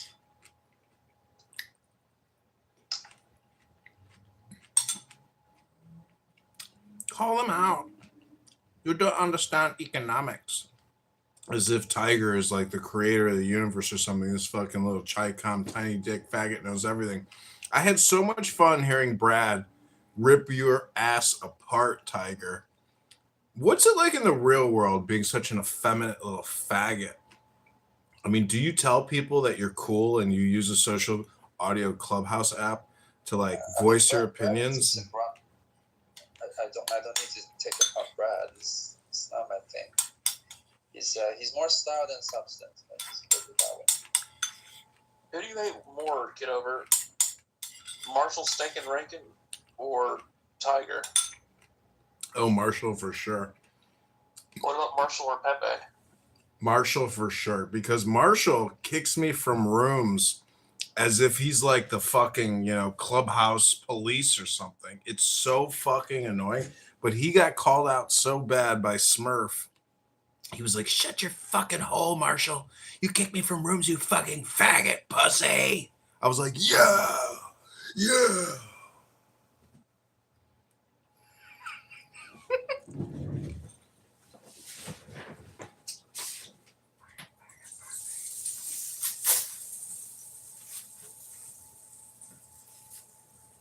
What happened to the U.S. guy that used to run rooms?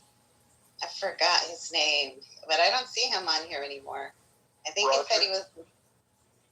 It's Roger. Roger? Yeah, maybe it's Roger, yeah. He was really like an asshole to people, that guy with the burly voice. the cartoon I used to PTR. abuse Roger too, because he's also a retard. He's one of those libertarian retards. Yeah, I can't stand fence sitters, especially during the elections.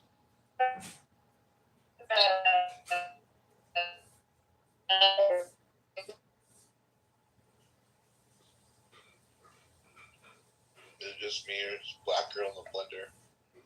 Who is the nigga that say be recording y'all room? Oh, it's AN right here. AYN. Hey, Ryan, Oh no, the other guy last night. Oh, that D guy. I feel the rush. Oh shit! He said he recorded the room. Yeah, I don't know who that was. He's a weirdo. All we was getting at that nigga ass last night, bro. Not you, but everybody was getting at his ass, bro. He just got fed up. Shit. He got fed up.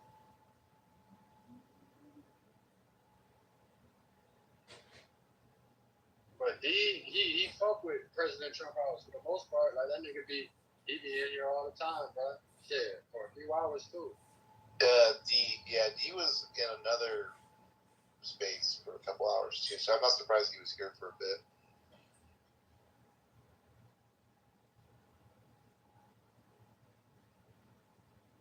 Who would y'all say is y'all most like lawyer? I want to say followers or fans, but you know what I mean? Like the most loyal people that y'all see come in the room on a basis, rather if it's busting or if it's dry. Maybe Wallace or Chloe or Stinny. By the way, I could read Chinese, so I'm kind of thinking, are you doxing yourself? You should be more careful if that was your real name. Bro, the thing about me, bro, if you was rich, you know what I mean? Let's act like you was LeBron James, bro. Your address, everybody know where you stay. You know what I mean? His address is it's public information, bro. Like, you can pull up to his house, bro. So it's like, all that doxing stuff, and people knowing where I stay, X, Y, Z, bro. I don't be worried about none of that shit, bro. Because I know 98% of people on this app is not going to really pull up for real. And if they do pull up, I know 99% of the time I can defend myself. So it is what it is. Like, but that's just my preference. I know people think differently, but I'm not scared of a nigga, bro. I live in the real world, bro. Like, I done seen shit, I done been through shit, bro. This is nothing to me, bro. So when Pepe gets out of his clown car and he's got like an AK-47, he's like, "What's up now, bitch? What's up now?" You're gonna be like, "Is that Pee-Pee?" Well, I was told that Pepe is not white. He's Mexican. Well, I guess you can consider that white. That's a common misconception. And I think that he would vigorously push back with his Corsican historicity. You know, what I really don't understand is he always says that genetics are the reason why. And I just do not like that as a response, as if some kind of genetic herd is the reason for X, Y, and Z. The common statement of it's genetic. It's so meaningless. It doesn't give any context to the situation. It's such a stupid thing to say. Hello? I tend to agree with him, depending on what you're talking, like what features. But see, when you just say genetic, you're just talking about DNA, but that doesn't take in all the conditioning and environmental factors with regards to the genetic. That's why I say it's so meaningless, because culture, language, etc., and how that interacts with genetic. Dude, genetics are like identical, universal. So it doesn't mean anything when he says it. It's stupid. And it's basically, you're just taking a trope or some type of stereotype and attributing it to the term genetic. It doesn't mean anything. Hello? I disagree. I think there's environment and then there's nature. Both matter. I get it, but they're inseparable. But that's the myth of polar. It's a myth. You have no real evidence to confirm whatever the fuck the stupid hypothesis is. Hello? Oh, you can never prove it. Yeah, you can never prove it 100%. You can only deduce that it's the truth.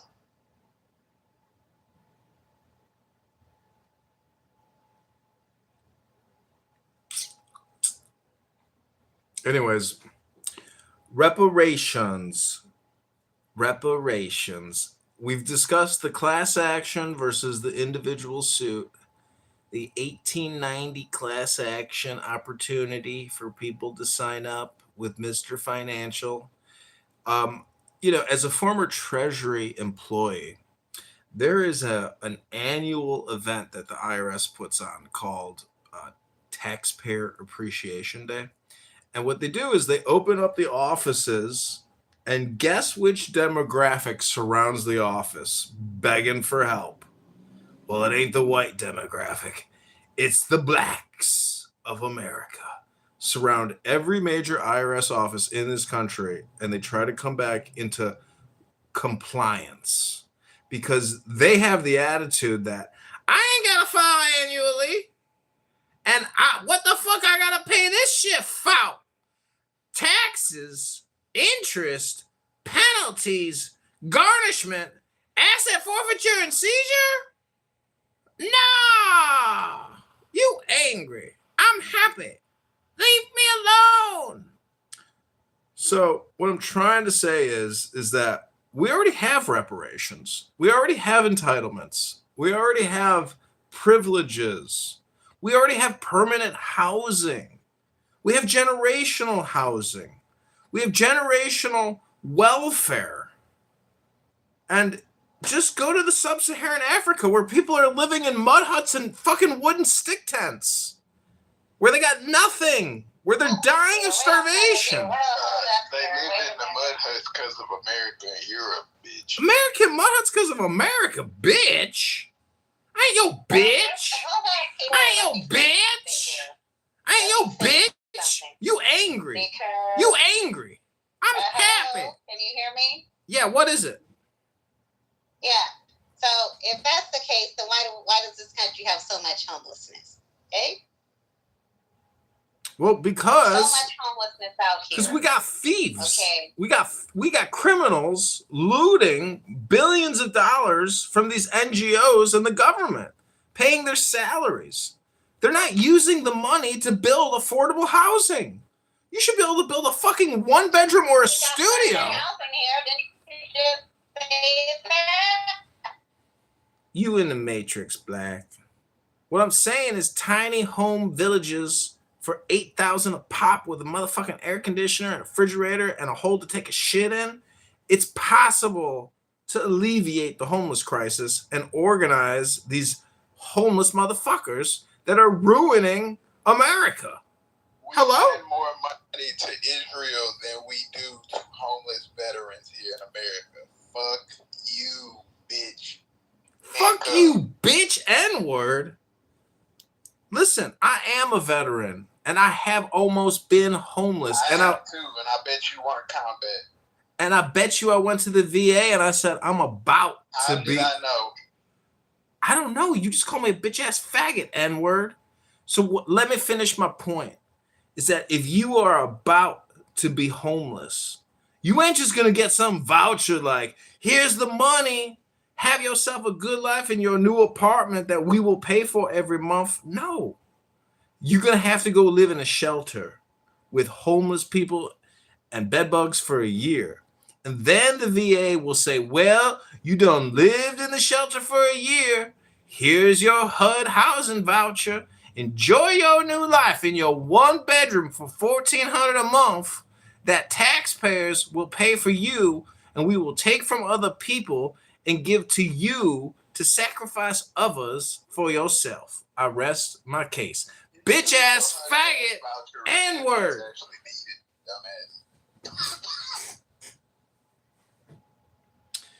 Sorry, you were in the. It's not all military that are homeless either. Okay, there's a lot of people out here. The rent, I live in California. Okay, the rent here is high. It's expensive. People live paycheck to paycheck. Some people just decide, hey, I want to just be homeless because I don't have a bill, so I won't have bills to pay. I just, do a tent outside.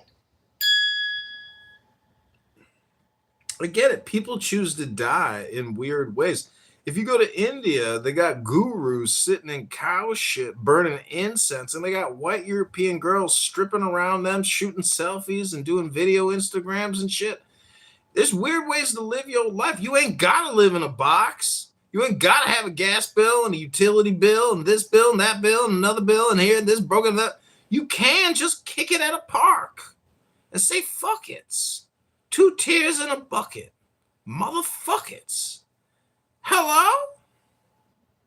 Man, I feel the rush. I just want to say this nigga does not reflect the American military. This is an anomaly.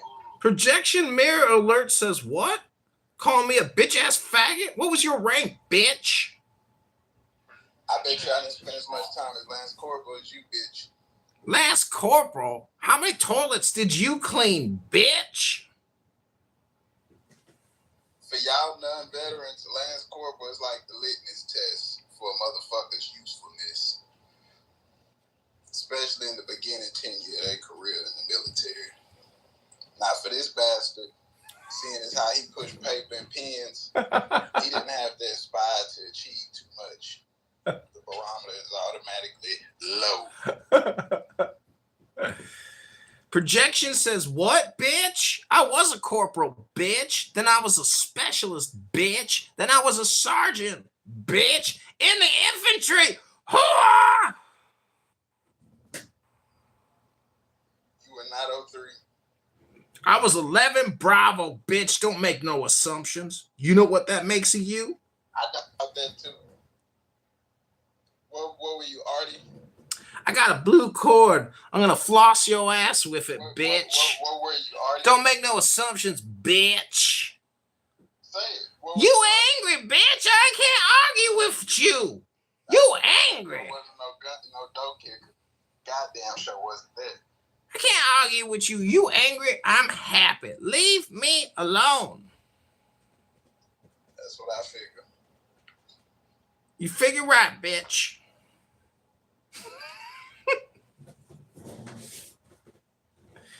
So, if you believe in reparations, well, get in line, motherfucker, because you probably got tax liabilities you still haven't been in paying yet. That's why I was talking about the Taxpayer Compliance Day. When every African American in America that had done filed no taxes for 10, 20 fucking years is like, you just stole my checking account. You just garnished my wages, motherfucker. And I'm here to seek redress on behalf of my government for my lack of compliance and work ethic. Because I got no work ethic and I don't file my taxes, so I'm here for a little reparation. Reparation comes in many forms of factors on behalf of Uncle Samite. And not every program and project which is what is it called? Appropriated when they make their appropriations. I'm just saying that we need appropriations for reparations.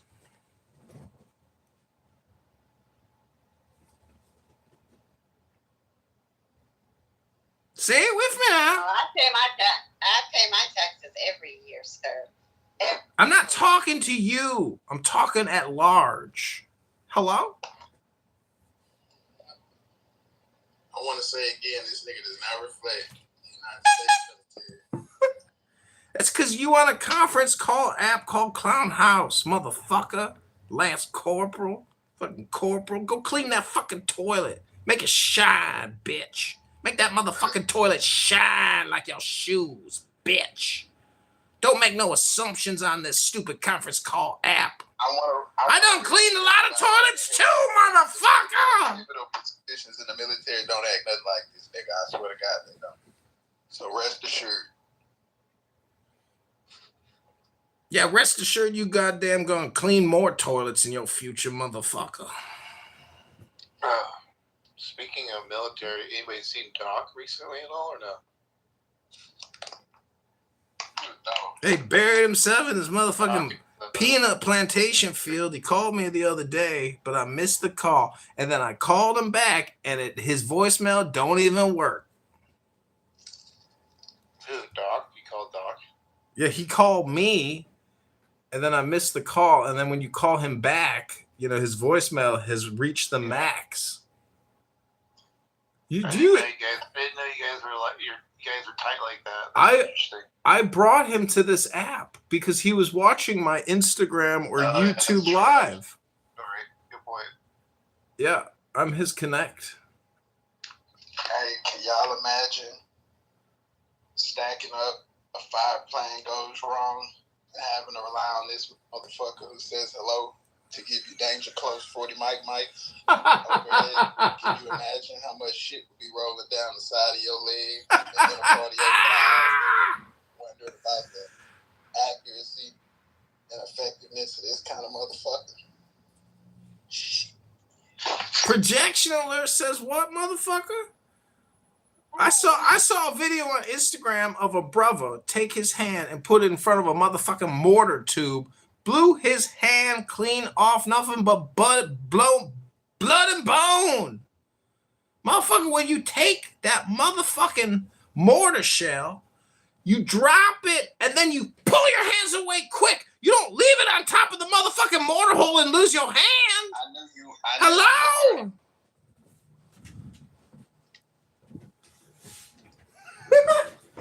What are you saying, Hughes?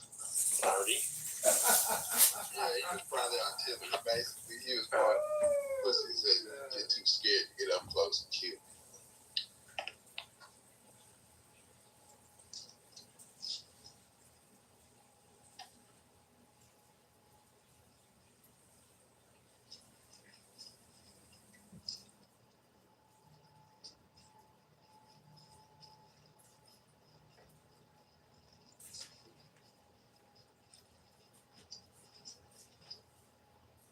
Hey, you gotta stop this. You keep this shit up. I'm gonna find out who your Benny was through boot camp, and I'm gonna get him to come on here and talk bad to you. This is embarrassing. This gotta stop. Specifically that hello shit that you do at the end of your sentences. That's borderline homosexual. You gotta shut that down, bro.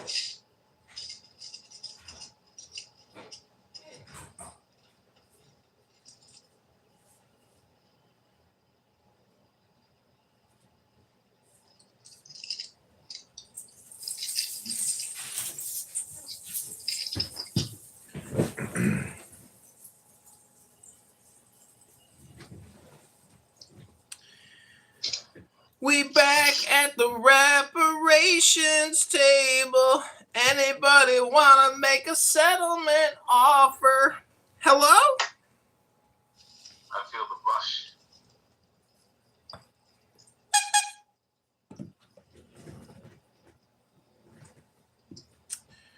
Well, reparations was canceled because you can't have a racial class hierarchy of federal distribution payments. Sorry, everybody.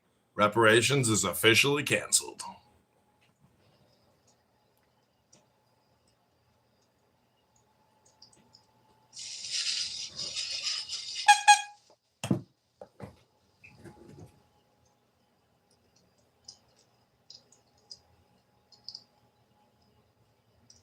Hey, and did you ever hear of a guy named Stephen Fitzen?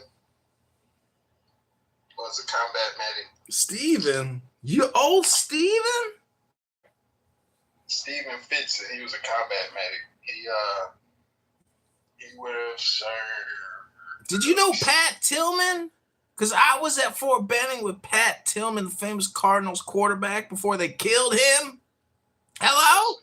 You an old motherfucker, huh? I'm a senior citizen clown. Hello? Let me see. You ever hear of a guy named Jack Powers? Did you ever hear of a guy named Jackoff? No, motherfucker. These are like random names. What, do we go to high school together? Come on, bro. It's a motherfucking random conference call happened in a random ass motherfucking President Trump room. Brother.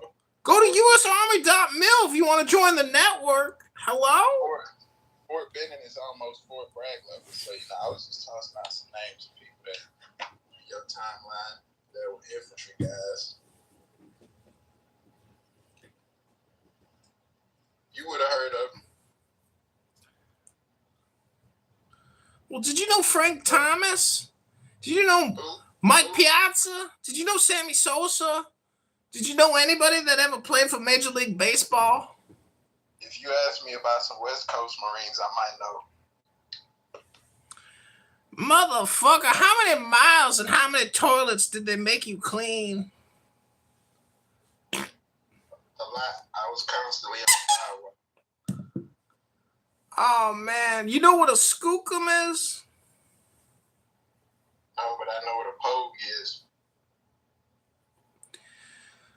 Well, what's important is that I'm getting ready to go to bed and dream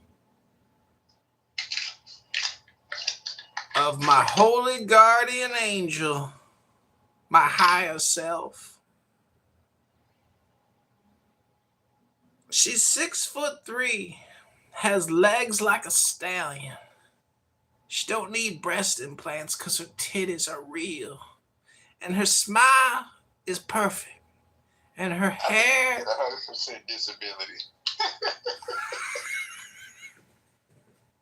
I just can smell it. Go ahead. I'm sorry. I don't mean to interrupt. I know you can 100% disability. Well, you're making an assumption. No, you're making an assumption. What I'm trying to say is... John. What I'm trying to say is Uncle Samite has deep pockets. And if you just need to ask your Uncle Samite.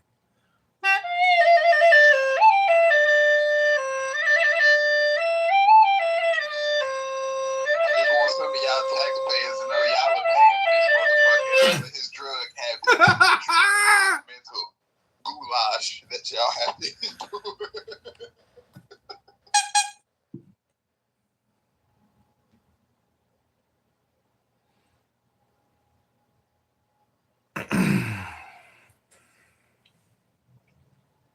Well, when I was at Fort Huachuca, this black female major was like, get up!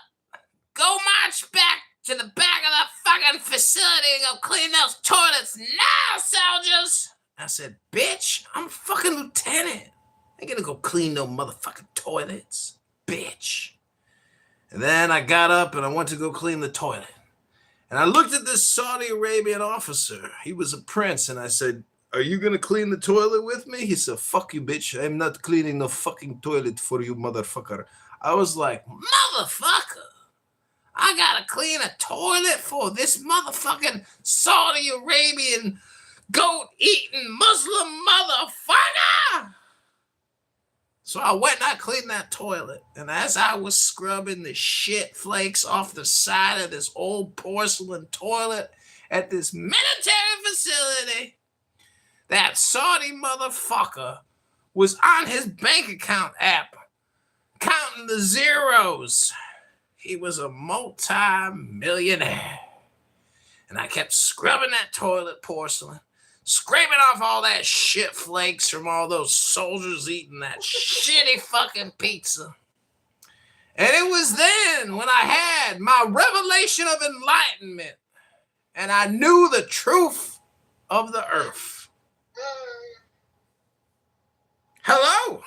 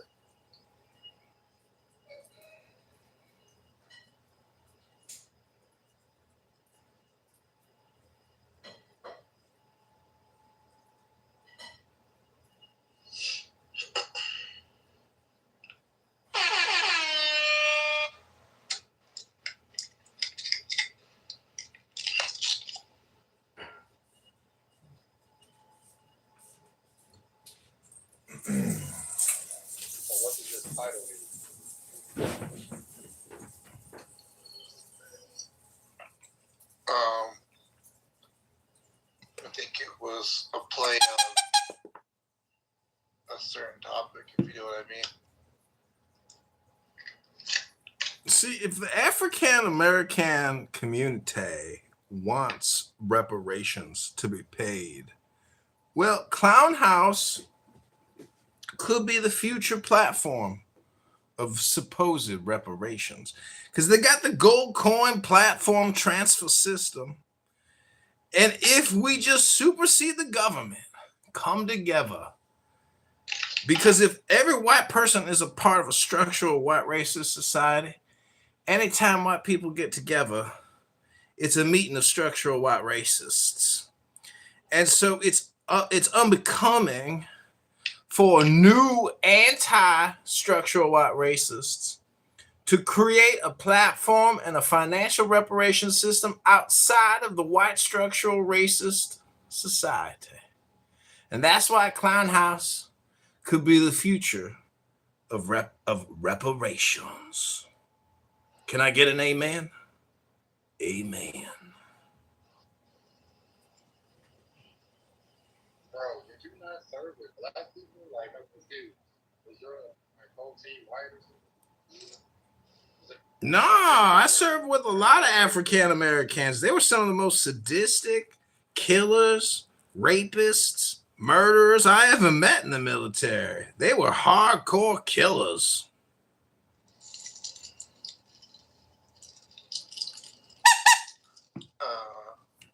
You didn't really answer his question. Did you serve with people that look like you or not? Yeah, I served with African Americans, young people, young women, young men. Didn't matter. Any shape, color, size. You serve with everybody. Did you talk like this around them or not? No, this is my late night Clown House shtick. You guys are on my YouTube Enterprise Incorporated business, where I live stream faggot, retard faggots 40 hours a week on Clown House and YouTube. Not YouTube, YouTube. I keep telling y'all, man, this nigga was not no dope kicker. Keep trying to tell you. Yeah, he not representing the military too good, brother. We need to. Brother, this ain't the goddamn motherfucking MEPS facility. This ain't boot camp. This ain't officer candidate school. This ain't a deployment, motherfucker. This ain't even a National Guard drill weekend. This is Clown House President Trump room. So how do we fix this, I wonder? We talk. How many mentally ill people do we have out there, do you think? If I'm any indicator, it's a good guess that there are hundreds of millions of faggot retards just like me, even worse off, because they can't even fucking admit that they're a retard faggot. Like Pepe, so unaware of himself. He's like a wind-up toy box of racism and low IQ stupidity. A box or a stew of hate, of bigotry, of stereotypes. A retard. Brother Pepe.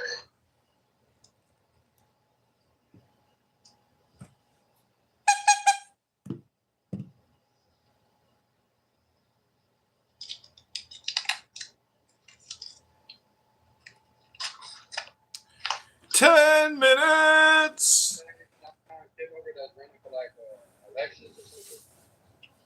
No, this is Ayn Rand. I'm a supporter of candidate Kitover.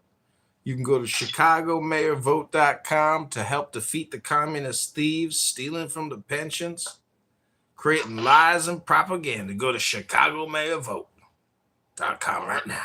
Where are you on that, by the way? We start gathering signatures on our petitions in less than a week. Next week, we start getting signatures, and we submit in August, and we're looking forward to major national publicity as one of the most noticed and publicized political elections in the country for the mayoralship of Chicago. So you're going to be on the ballot? No, I won't be on the ballot, but I will be a write-in candidate. Unless I can actually raise the money to get the signatures. The chance of that is very small. What's the threshold? Is it $5,000 or something? Or I remember something like that. This isn't a federal election commission. Yeah, this is the state house, whatever, right? I don't know what the state of Illinois or the Chicago election commission threshold is, but it's probably somewhere around that amount. Yeah. But if I do raise the money, I will invest it in signature gathering to get on the ballot in February. The election is February 23rd, 2027.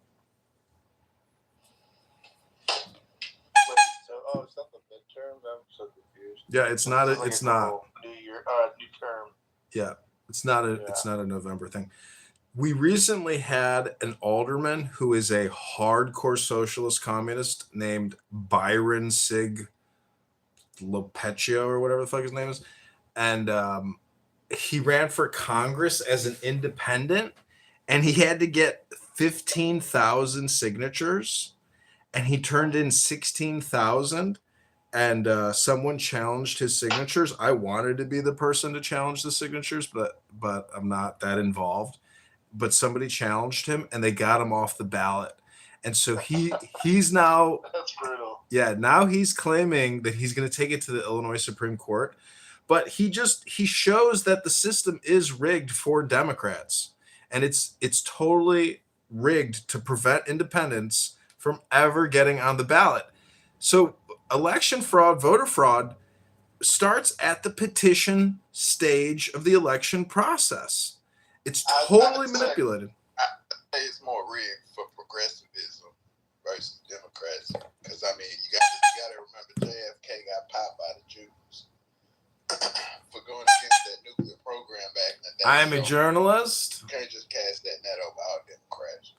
So you think a group of J-words got together and they were like, let's assassinate the president because we about to build a nuclear bomb at Dimona? That's what you're saying, dog? Come on, man. Come on, brother. You got to throw in some anti-Semitic Jew hate bullshit like that this late at night? You fucking racist-ass motherfucker. What some kind of closet Zionist, a Jew dick sucker or some shit? A Jew dick suck? Corporal, you are a retard, faggot, retard. It was the CIA and the Pentagon that killed our beautiful president, John F. Kennedy. Get with it, motherfucker. Save your anti-Semitic slander for somebody who can... I can drop the articles if y'all need. We got somebody on the stage here who can go thermonuclear. Look out. Thermonuclear on your live stream. Anyone want to take that wage up? No. It was Israel who took out JFK over JFK having such staunch. Matrix sucks. Over JFK having such a staunch. The Holy Spirit must hate you. An adamant position against and the Matrix. You trolling me. JFK had a... John, your curse worked. Fucking saying, nigga, I hate you. I knew I wasn't in the Matrix. You heard that just fine, bitch. You were. Ask anybody else. Was he breaking up anybody? I couldn't hear a word he said. It was Matrix all the way. Yeah, don't trust that shifty Jew, Mr. No Name.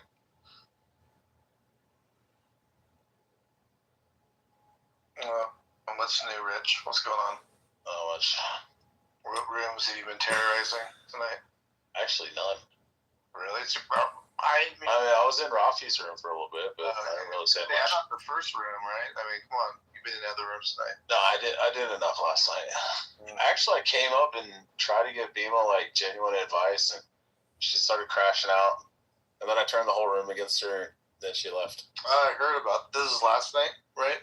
Yeah, I genuinely came up. She was asking everybody, should I go live on the truck with my boyfriend? Or I don't know if I want to, and blah, blah. And I just came up and I was like, hey, if you want to be with him, and you always talk about how you want to spend more time with him, then just go out on the road and see the country and, be with him for a little bit. And She's like, Rich, you can't come up here after like talking so much shit about me and blah blah blah blah. Now you come up and like be nice. She just crashed out. Then everybody came off mic and they were like, Bima, calm down. He was just trying to be nice. And I was like, yeah, I'm not even in the mood to argue. And then the whole room got in the chat and just started attacking her. It's crazy. And you said she left? She stormed out? Yeah, she left for a little bit, and then she came back like an hour or two later. Rich, were you always a crash out on Clubhouse, or did you evolve into a crash out? Mostly evolved. So I'll give you an example. I'll be like, hey, Matt, do you mind if I get in here and if I go next? And, and then I'll ask the person, I'll be like, hey, do you mind if I respond to what you said? And the guy's like, yeah. And Matt's like, yeah, Rich is next in the line, in the queue. And I'm like, oh, okay, cool. And then the person finishes their submission. And then somebody like Himothy will jump in and be like, oh, well, let me ask him a question. I'll be like, wait a minute, what wasn't I next in line? And he'd be like, no, nigga, I'm moderator. And I'm like, okay. And then you argue with the person, and then somebody else jumps off mic and starts arguing with them. And then they start like 7 other people arguing. And I'm like, you know what? Fuck it. I'm just going to fucking rudely interrupt. So I don't give a shit. Yeah. You probably started going downhill, I don't know, maybe 4 or 5 months ago, because you used to be a pretty solid participant, like pretty solid. Yeah, like we also on you for like a pretty reasonable submission. You know what I mean? Yeah, but I've also like came to the like aha fruition moment that John Kitover came to, and why he does what he does. Is it we don't talk about anything. I mean, I come in here. Oh, we're talking about like the same shit. Okay, cool. It's the same conversation, same people. So in theory, we all get to turn into Kitover at some point. That's eventually you will, yeah. I mean, if you're intelligent enough, yeah, you will. But most of you are. You have to come to the Why do you act like I silenced you? Like I don't let you speak. Oh no, I wasn't like saying you. I mean, I used you as an example, but I was using you as an example of like they replace you with anybody. Okay, so who would you say silenced you the most? I wouldn't say necessarily any individual. I would just say it's all the fucking assholes that want to like jump in, and there's no actual moderation. And I think like people like Brent and stuff like that, even though I don't agree with them on everything, and some other people will be like, no, shut the fuck up. Rich was next or John was next, even if they don't like you or they don't like your opinion and they don't like what you're about to say. And Beaver's pretty bad about just letting people railroad because he's kind of simpish. So anyway, I'm praying that Trump pops this draft off. Wait, you think Trump is going to do a draft? I'm praying he does. Why are you praying he does? Did he kick him? That's why. Wait, did you kick Rich for calling Beaver simpish? You should want to go get some too. You're American. But I don't understand why would he want to like do a draft? Why would we need a draft? Why don't we all just get a tax credit to buy a boat so we can all individually go to Karg Island and just grab handfuls of that sweet crude? We don't need crude. We need a new infrastructure. We got more than enough oil right here. It's just the wrong kind for the current infrastructure. But 2, we're going to have to ground invade because once the Gulf nations get cooked, which they're going to get cooked because when we hit Israel hits our partner ally Gulf nations. Once that diverges into a humanitarian crisis, because eventually we're going to take out some of those Messiah nation plans in Israel, even though Israel doesn't really need them as heavily as those Gulf nations. It's going to put us in a hell of a situation where I think the only contingency we're going to have left at that point, in culmination with whatever fuckery is approved with the current Trump administration at that current point in time, we're going to have a ground invade, boys and girls. That's what I'm praying. Well, you see, to a dummy like yourself, every time you see a nail, you think, I gotta grab a hammer and just hammer that motherfucking nail in. You never built a multi-billion-dollar motherfucking skyscraper in the heart of Manhattan. You never fucking started an NBC television series that went universal and made billions of dollars. You never built a motherfucking casino in Vegas. You never fucking built towers all around the world. You never fucking licensed your brand for billions of dollars. You never became motherfucking president twice, defeated assassination attempts, circumvented the goddamn Democrat industrial complex. I'm a Trump fan, nigga. You a Trump fan?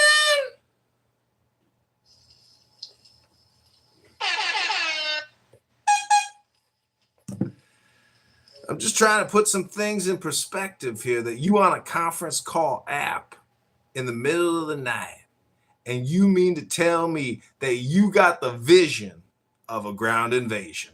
Well, motherfucker, you must know what I'm going to have to drink Friday and Saturday night, which you don't, because you ain't got no motherfucking vision. You got your hand in your dick on a conference call app, picking your toes in Poughkeepsie, wasting your motherfucking time. Hello?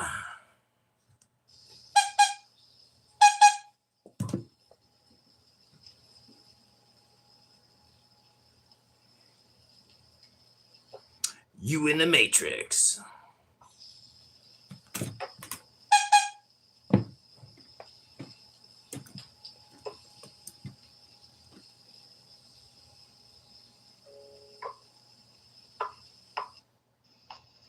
Well, I'm going to go to the fake world called reparations land, where there's $150,000 checks, $1.5 million checks based completely on racial identity politics.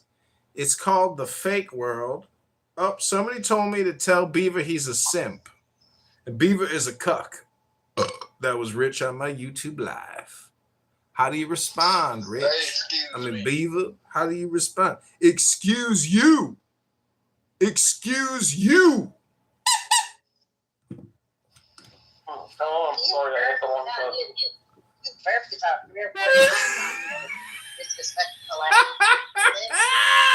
Well, sorry if I fucking had a fucking seltzer, for Christ's sake. Gotta call me a bitch for having some gas? For fucking acid reflux? You gotta call me your bitch? Black, you should go to his YouTube video and check out him and his shit-stained whitey ties.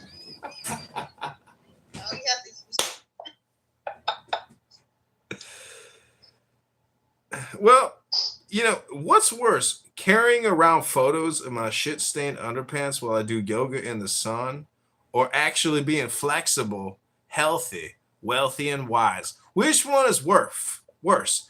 Walking around with a photo of John Kitover shitting his pants doing yoga on your phone so you can gossip about my ass crack?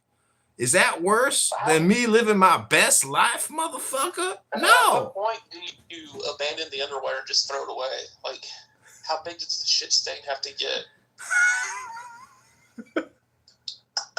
The psychology is it's a challenge to see how much shit can accrue and still remain post wash dry stuff. Well, you want to maximize, the outfit. That's what I like to say. And the truth is, I have so many pairs of underpants that I don't have to do laundry for at least 4 months because I have bought so many pairs of underpants at Ross, Dress for Less. Answer. You take the shit ones off and the shit cakes into it for 4 months on the ground before you put it in the washer. BB, you projecting on me. Let me get the projection detection system turned back on. An N-word profile for a Ross Dress for Less because I dress efficiently and cost effectively? Dress for Less. Shop at Ross. You do solidifies that for me. You project. This is not a projection app. Can't you just be genuine and articulate and not ejaculate? Just say what you feel and feel what you say. You ain't gotta attack me personally for shopping at Ross and dressing for less.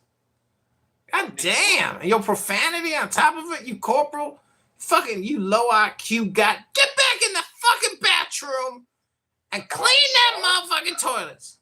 You take care of it immediately, or you just let it sit there until the end of the day? I don't shit my pants and then let it cake on the floors, Beaver. I'm a former goddamn military intelligence officer. We don't let shit cake on our fucking panties.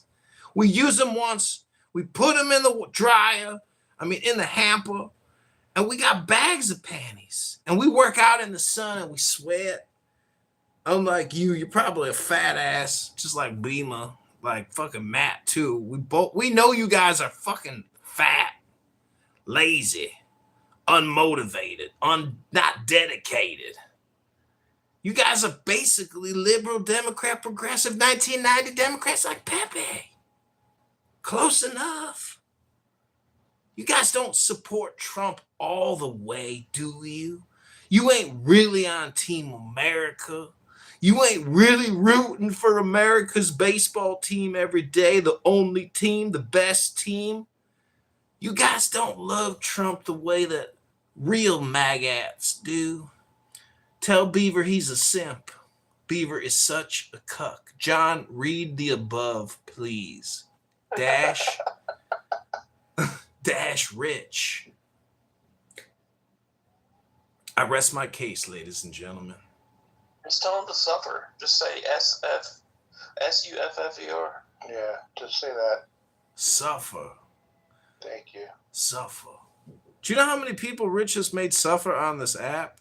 Rich has gone the extra mile to dox, to decimate, to destroy, to harass, to abuse. Rich is a force to be reckoned with. He's like a hurricane. He's a sociopath. He's sick in the head. He's intense. He's an intense motherfucker. Can you believe he's a father? Honestly, there's a couple people on this app that I know are fathers, and they're here all the time. And if I had kids, I would be reading books to my kids, enjoying life with my kids, making them super intelligent and super happy. I wouldn't be here talking to you people. I wouldn't even want to know you people. I wouldn't want to hear your voices. That's a good point. Hello? The amount of time that's spent, especially if you have kids, oh my god. Like, if we're hearing you talk for hours on this app, I don't know, man. Like, you better be having some time with your kids. Holy shit. Yeah, Goat's on here like every day, every hour. That's true. That's such a good A point. lot of y'all don't have jobs. A lot of y'all don't have no job. That's what it is. Sitting up here about nonsense. Get a job. Get a hobby. I agree, but I've sat in those workstation cubicles, and guess what I do while I'm depressed sitting in the workstation cubicle? Well, I open up Clubhouse, of course. Okay, well, not everybody can do that. But you're just not opening up Clubhouse. You're opening up like 30 phones, going like buck wild with it. Well, you only get 2.5 billion seconds to live your pathetic life. I figure why not record it all for posterity and for history? And also because it annoys people who are damn well worthy of mockery, because they are highly annoying people, pseudo-intellectuals, projecting assholes, and loser fucks that we've established have children but are here pontificating 80 hours a week like a faggot retard. And I didn't say the N-word, retard faggot. Do you miss Roger? No, I don't miss anybody. I enjoy my life. I live my best day every day, and I don't care if people disappear. Bye. Hello? Yeah, that's because you exercise with shit in your drawers. That's filthy. Good point, actually. For the record, he didn't just disappear. We kind of had him, move along kind of incident. Well, Beaver He was ushered out. He was ushered out. By Pepe? Yes. Well, Matt, me, and Pepe, and some others. It was a group effort, yeah. Well, I think I saw Rich had a profile like a couple of weeks ago, and I'm almost sure that it was Monica's photos. He had like multiple photos of Monica. I don't know how he got them, but I believe that they were probably accurate photos of Monica. Well, And, everybody has those. Everybody has photos of Monica. What are you talking about? oh, I didn't know that. Yeah. Well, they looked kind of like what they sounded like. I mean, right? Like the sound matches the body. Yeah. Who cares more about recording? Is it Monica or Kitover? I wonder who has more hours. I don't know, but Like actually recording, you mean? Yeah, because she loves her replays. Good point. well, I have so much content that even today in a room they were saying if you just spend a little time looking up John Kitover and you start digging through all the videos, it's so much content that people just surrender and run away in fear and horror of the incredible amount of time that I've spent, building up 200,000 videos on YouTube of people here wasting all their time talking about nothing. And it's a little bit like Groundhog Day. Every video is like Bill Murray going through the movie, getting to the end, and he's finally happy. It's Groundhog Day. Hello? Storage? No, what are you talking about? It's all on YouTube. Pay for storage. What the fuck are you talking about? I figured they would eventually charge you if you kept adding all that shit to their server. No, but Rich wants me to remind you to tell Beaver he's a simp and he's a cock. Did you tell him to suffer? Suffer, Rich. Suffer.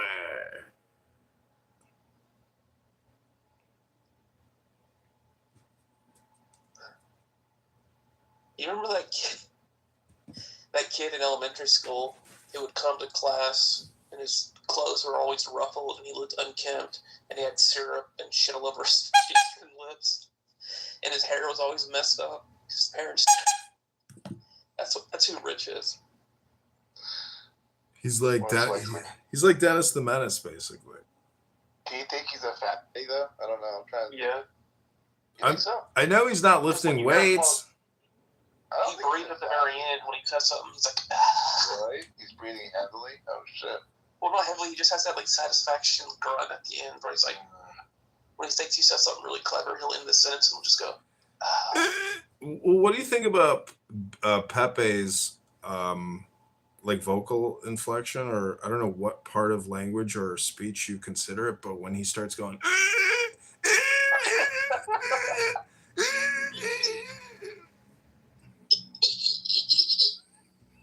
If you interrupt him, dude, he can't take some little while to reload. I saw that. I saw that today. Well, this kid over here going at it, and like, God damn it, Wally. Yeah, or whoever. Yeah, like all it takes is one little thing, and it will set him off. It really does annoy him. It's pretty. He's like, holy fuck! I forgot what I was gonna say. Holy fuck! Holy fuck! Holy fuck! That's the funniest thing.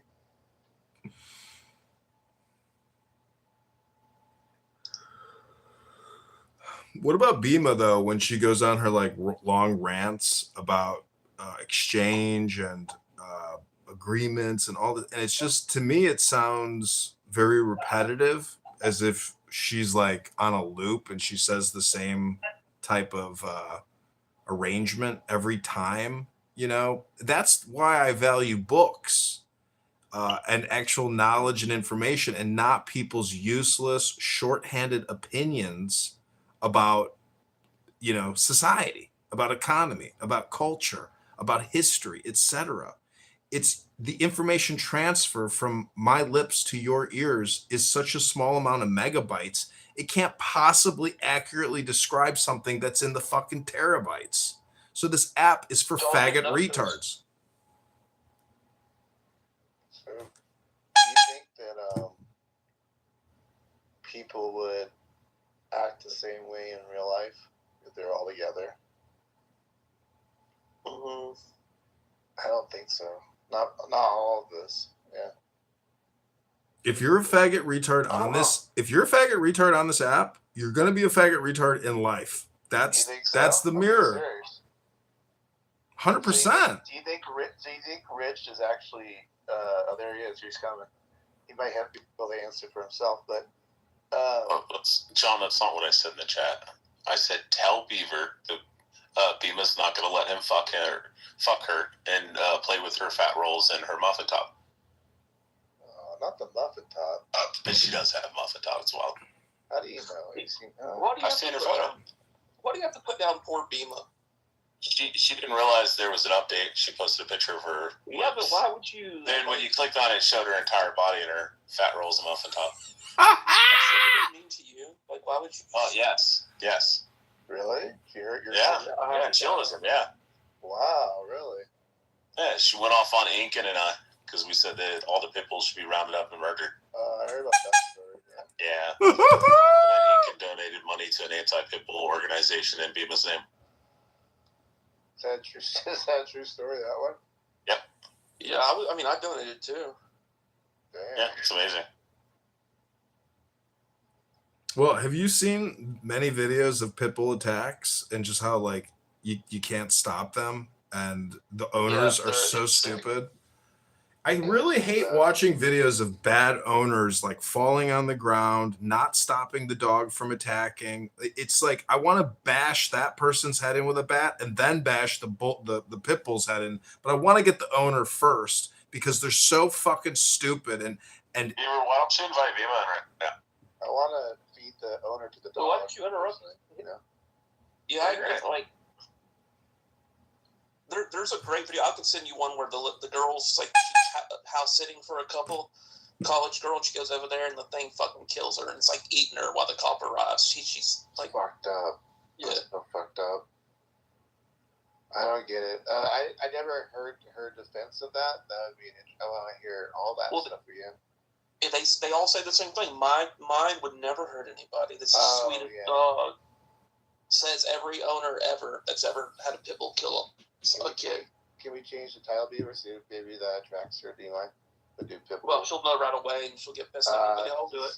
Maybe entrapment. Maybe I don't know. But there was a pit bull that killed 2 toddlers. Like the family pets ate the 2 kids, the toddlers, and then really seriously wounded the mother. Oh my God! Let's invite Incan in. I want this debate right now. I want to know why people think that's okay. See, this is Put the title "Why Pit Bulls Are Evil." This is a perfect example of using pit bulls as a metaphor for crime in the African American community, because we are not willing as a society to execute the tens of thousands of serial murderers in this country that can and probably will be released. And we need to bring back capital punishment in this country in the same way that we should kill a rabid pit bull. Also, to your comment about spending all day on Clubhouse, I am actually restricted to 6.5 hours a day. Only while I'm working. I have my wife put a screen timer thing on my phone and she's got a 4-digit code that I don't know. Are you like this in real life? What do you mean? I don't know. Just the way you are. What you're talking to right now is me. You'd be dead by now if that was the case. Somebody would have shot you. No. You would think so, maybe a little bit. No? No. So you would have the same snapback reaction to anybody talking to you? No, usually I'm like or joking, like fucking around and having fun. I actually get along really good with people.